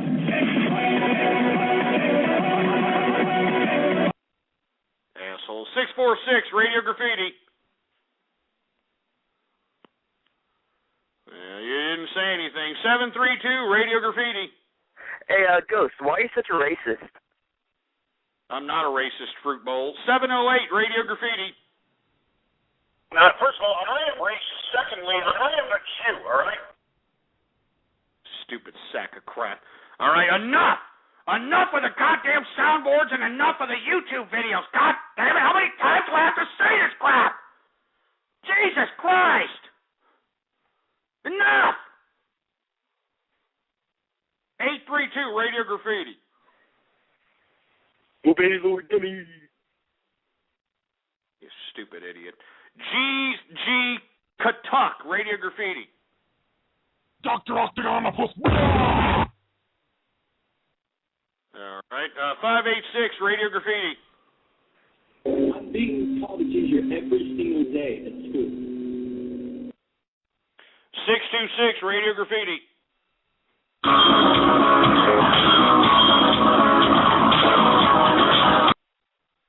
.540 Radio Graffiti. Hey, Ghost, I told everyone on my Facebook, blog, and Twitter you're racist. Yeah, well, luckily it's only 2 people, so it's okay. 712 Radio Graffiti. When somebody loves me, everything was beautiful.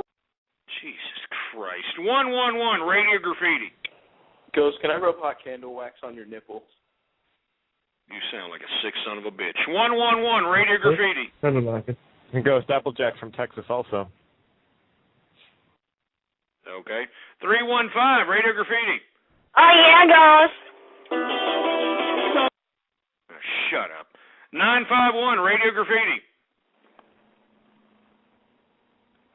Taking too long, jerk dick. All right? Take your head out of your ass.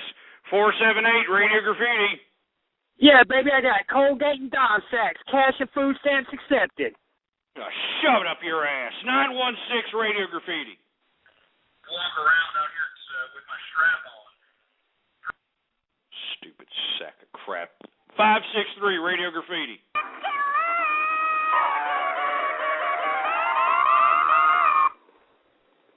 Stupid idiot. 709 Radio Graffiti. Привет, я только хотел терпеть.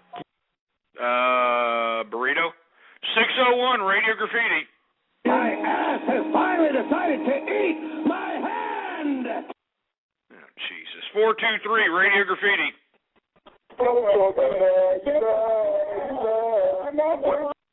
Jesus Christ. 716 Radio Graffiti. Racist nigger. Oh, yeah, that makes a lot of sense. 813 Radio Graffiti. Oh, Ghost, won't you please stick it up my asshole? Sick-ass bastard. 307 Radio Graffiti. Funny drink bronies. You stupid brony jerk dick. 732, what's up? Hold on, no. 734 Radio Graffiti. Hey, Ghost, don't listen to these brony faggots. They don't know what they're saying. It's obvious that Rainbow Dad... Shut up, all right? Too long. 707 Radio Graffiti. Hey, Ghost, how's it feel to be promoted to the Grand Dragon, king of all the... Shut up, all right? Just sit there and shut your over-feminine sounding hole! 732 Radio Graffiti. Hello, Ghost. I love your show. It's so good. Ooh. 901 Radio Graffiti. Didn't you just admit you like Norwegian socialists? I didn't admit anything. I just said that the Norwegians were peaceful people that didn't mess with anybody, and they were socialists, and yet they're getting hit up by terrorists. All right, take the crustaceans out of your ears and listen. Stupid chicken-eating corn boy. 239 Radio Graffiti. Hey, Ghost, how'd the week-long KKK meeting go? Shove it up your ass, all right? I was capitalizing, baby, all right? I was living large, all right? I was making money. That's what I do, baby. That's what I do. I make money.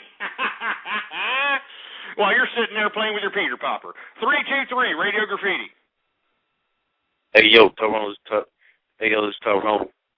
Yeah, you're stumbling over your own tongue, you stumbling, mumbling little jerk. Robot House 97, Radio Graffiti. Duffy, my kids, man. My kids. Now, shut up. Close 05, Radio Graffiti.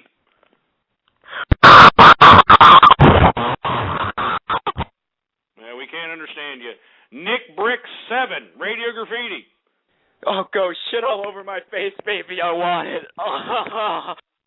You sound like a fat fruit bowl. You know, there's nothing worse in the world than a fat feminine prick. You know what I'm saying? It's one thing to be like a feminine little skinny, like bitch body, fruit bowl. I mean, because that's expected. You know, be one of these over feminine, skinny, fruity bastards. But when you're a fat fruity bastard, it's a complete contradiction, and you know as well as I, it's a put on. All right. There's no such thing as an over-feminine fat fuck, all right? Bottom line. Anyway, who else we got going on? 111 Radio Graffiti. Oh, Jesus Christ. Dunlop, Radio Graffiti. Don't tell me it's not worth trying for. You know it's true. Everything I do it for you. Fruity bastard.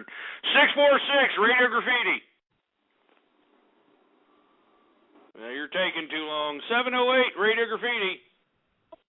And all you assholes that say that I'm racist, hey, it's the truth. Oh, shove it up your ass with that stupid crap. Let me tell you something. You idiots that are re-editing my show and re-editing all these goddamn little bits that I have to make me sound like some goddamn jagoff, you better cease and desist all that crap. You guys are in hot water. All of you are in hot water.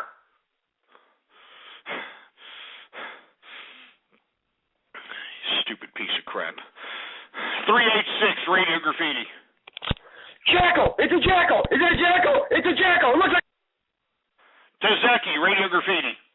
Gingers may not have souls, but at least they're not goofy bone. Thank you, Ghost. We got Goku, Radio Graffiti.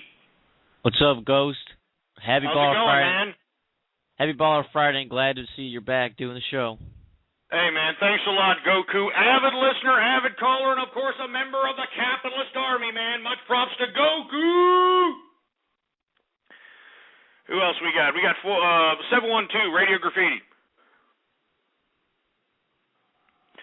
Taking too long. Dean Golding, Radio Graffiti. We'd like to let you know that the KKK supports your cause. Shut up, you stupid sack of crap. 626, Radio Graffiti. If you suck a nigga's dick, it tastes like a watermelon. You sick son of a bitch. 951, Radio Graffiti. Stupid sack of crap. 804, Radio Graffiti.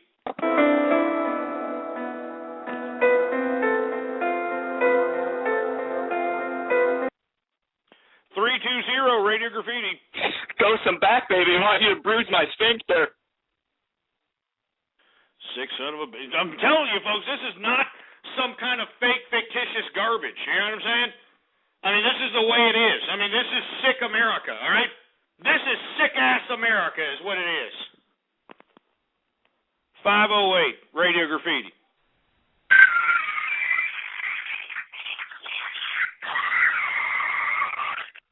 Jesus Christ. 732, Radio Graffiti. Ghost, I want your body. Oh, yeah. Jesus Christ, you sick bastard! Take about 10 steps away from my freaking butt crack with all this fruit bowl talk, for Christ's sake. Jesus Christ! Smelling up the whole room like anal passage up in here, for Christ's sake.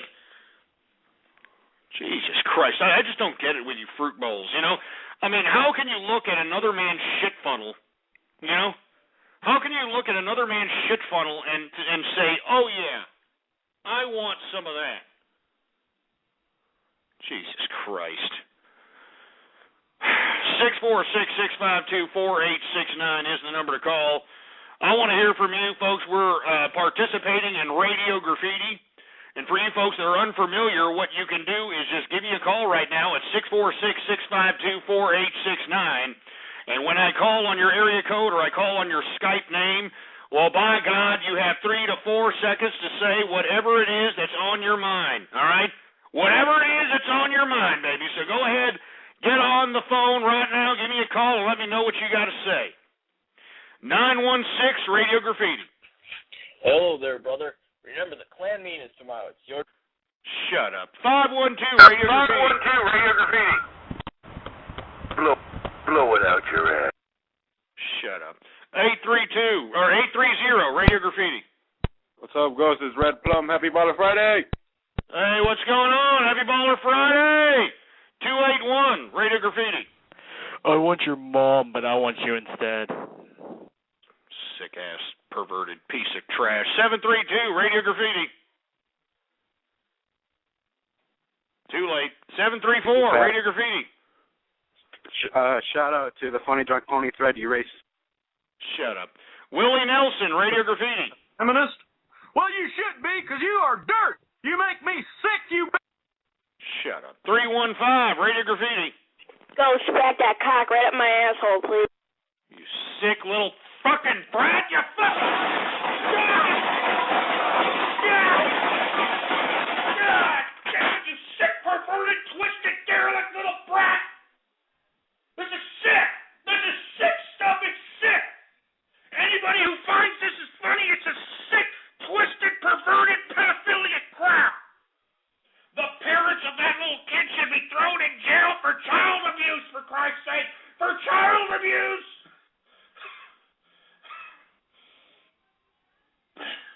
Should be put in jail for child abuse. Is sick, man. This is sick. I mean, look at these people. They think it's a big joke. Look at them. They think it's funny, for Christ's sake. This is a corrupted little kid. A sexually corrupted little kid, for Christ's sake. And you idiots think it's funny. You idiots think it's funny, for Christ's sake. Jesus Christ. It's not funny, man. You sick pedophile bastard! You sick bastard! This is not funny whatsoever. This is not funny. Hearing some 8-year-old little snot-nosed brat becoming a sexual deviant, for Christ's sake. The parents of that kid should be thrown in prison for child abuse. For child abuse! And it's not funny, for Christ's sake, man. Jesus Christ. Give me a drink. Give me a goddamn drink. Oh, Jesus Christ.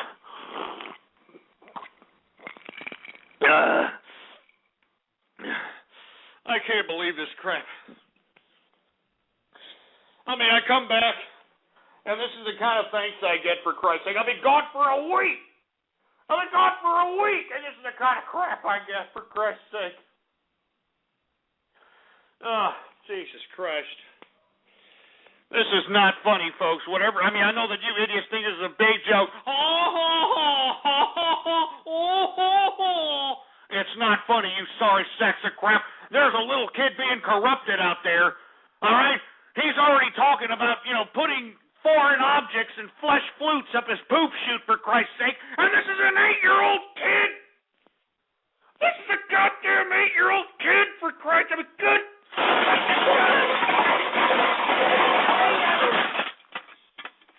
Get this stuff out of here, for Christ's sake.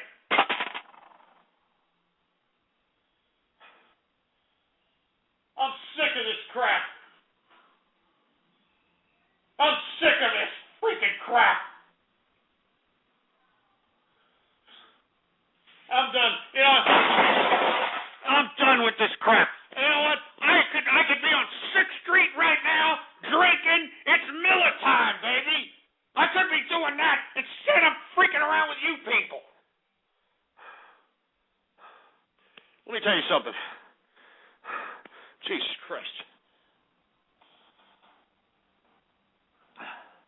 Oh, Jesus Christ. Yeah. Let me tell you something. I'm going to go on 6th Street. All right? There's 10 minutes. There's 11 minutes left. You know what? I know, and I don't care. I don't really care. I'm sick and tired of seeing these freaks, these disgusting scoundrels out here becoming the majority of the world, for Christ's sake. You know what's really sad out here, folks, is the reason that I come on this broadcast in an attempt to amplify capitalist idealism. The reason that I get up here and lay before you the passion and the fury that I have for my principles and my ideas. The reason I'm doing this is in hopes of spreading capitalism throughout the international community, because it is capitalism that is going to catapult humanity into modernity. And it's humanity hanging on to primitive concepts is what's putting us into this idea that you are hearing as represented by those that are calling into this broadcast today. That's why I'm trying to inspire everybody throughout the world into realizing that unless we start taking our proverbial heads out of our asses, we are going to continue to see the type of riffraff, the type of ignorance, and the type of filth that we have heard on this broadcast today. And that's why I'm saying, give me capitalism or give me death. All right? We can no longer acknowledge these primitive concepts that are holding down humanity into wallowing in its own modernity, in its own mediocrity. I'm sick of this crap, and I'm calling on people throughout the world with any kind of intellectual curiosity to realize it's your time. It's your time to become a capitalist. It's your time to assert your authority. It's your time to show the world that you are going to take this world into the new generation, into the new millennium, into the new age, into the new world, because we're no longer going to be bounded by these primitive concepts. We're no longer going to be bounded by these primitive theocracies. We're no longer going to be bounded by these primitive racial concepts and these primitive cultures. We're humanity, damn it. We have gone beyond design. We've gone beyond the comprehension of the capacity that was meant before us. We have come here as captives and we leave as gods because we have conquered nature. We have conquered every element of this goddamn world that we live in. And it's time for us to assert that authority. It is time for us to realize humanity's full potential. And humanity's full potential is not wallowing in mediocrity and stagnation. It's about moving forward into the progress of humanity. It's humanity that needs to look upon itself in the mirror and realize that it's our time. It is our time to push ourselves forward. It is our time to go beyond the design. It is our time to catapult this whole great race of ours into the next century, into space, into the cosmos, and beyond. And I will continue until my last breath. I will continue to spread the capitalist ideology throughout the international community. I will continue to let everybody out there know that you can become a capitalist, that you yourself can hold your own destiny in your own hands. But you got to understand that you have bureaucrats, you have governments, you have other disgusting people that don't want to make it happen, that want to be your gods, that want to be your dictators. And let me tell you something right now. I don't know about you, but I don't want to be dictated to. I'm a capitalist, all right? We fund these little people in government. We fund these little people in government.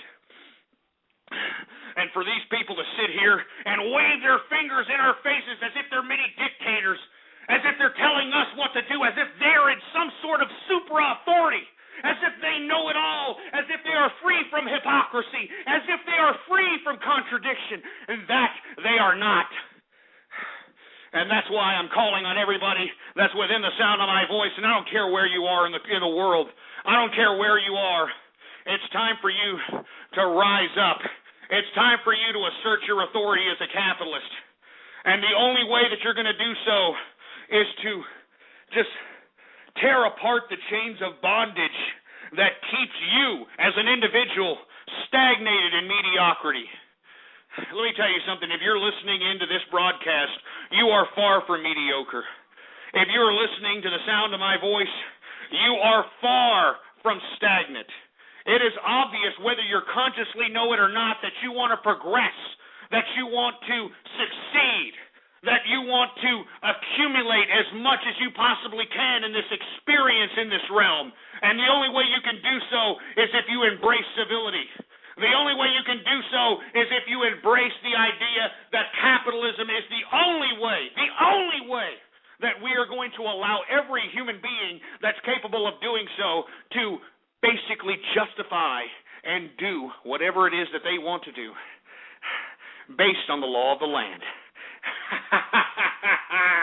I'm telling you, we need to start implementing the rule of law and not embracing the law of the jungle. And what is the law of the jungle? The law of the jungle is the primitive concepts of race, the primitive concepts of culture, the primitive concepts of theocracy and political romanticism. And until we have to force these primitive concepts into the realms of antiquity, we're going to continue to see the human strife that we've seen since the beginning of time. And that's why, if you're a young person right now, you better heed the call that I say to you at this point in time. Because let me tell you something, if you think that you're going to continuously have this freedom that you come to know and love, you've got another thing coming. If you're going to be with these disgusting, despicable, useless waste of entitlement recipient crap, and you're going to be there at the big brother bread line waiting for another loaf, well, I guarantee you, my friend, you are going to be left behind in the prosperity of human potential. But if you want to be a capitalist, if you want to be somebody who dictates your own destiny, if you're somebody who realizes the full human potential, then I want you to join me and become a capitalist. And that's all there is to it. Anyway, folks, it's been a great Baller Friday. We got 2 minutes left in the broadcast. I want everybody to please, all right? Please follow me on Twitter. Ghost Politics is the name to follow, folks, for all the folks that are unfamiliar. Ghost Politics, and of course, the official website of the True Capitalist Radio broadcast is blogtalkradio.com/ghost, all right? blogtalkradio.com/ghost, all right? And I have every single episode that I have ever conducted live for free to download in the archive. Every broadcast I have ever broadcasted live is in the podcast form at blogtalkradio.com/ghost. So don't sit there. Go out there and participate, baby. All right? Jesus Christ. Anyway, folks, it's been fun. Once again, I don't know if I'm going to conduct another broadcast next week. I may or may not do so. Remember, I'm trying to open up another brick-mortar business, baby. And this show, currently, as I see it, it's not making that much money in comparison to what a brick-mortar business would be able to bring me. So if you want to see more of Ghost around here, spread it around like wildfire. blogtalkradio.com/ghost. Moreover, let these stupid media outlets know that shove these disgusting talking heads down our faces. Why don't you let them know that, hey, we want to listen to Ghost, baby. We want to listen to Ghost, and we don't want to listen to any more of these disgusting talking heads. So when I'm going to do another broadcast, I don't know, folks. And the best way to figure it out is to follow me on Twitter, all right? That's the best way to figure out when I'm going to conduct another broadcast. Ghost Politics is the name to follow. Once again, folks, I want to thank everybody for tuning in with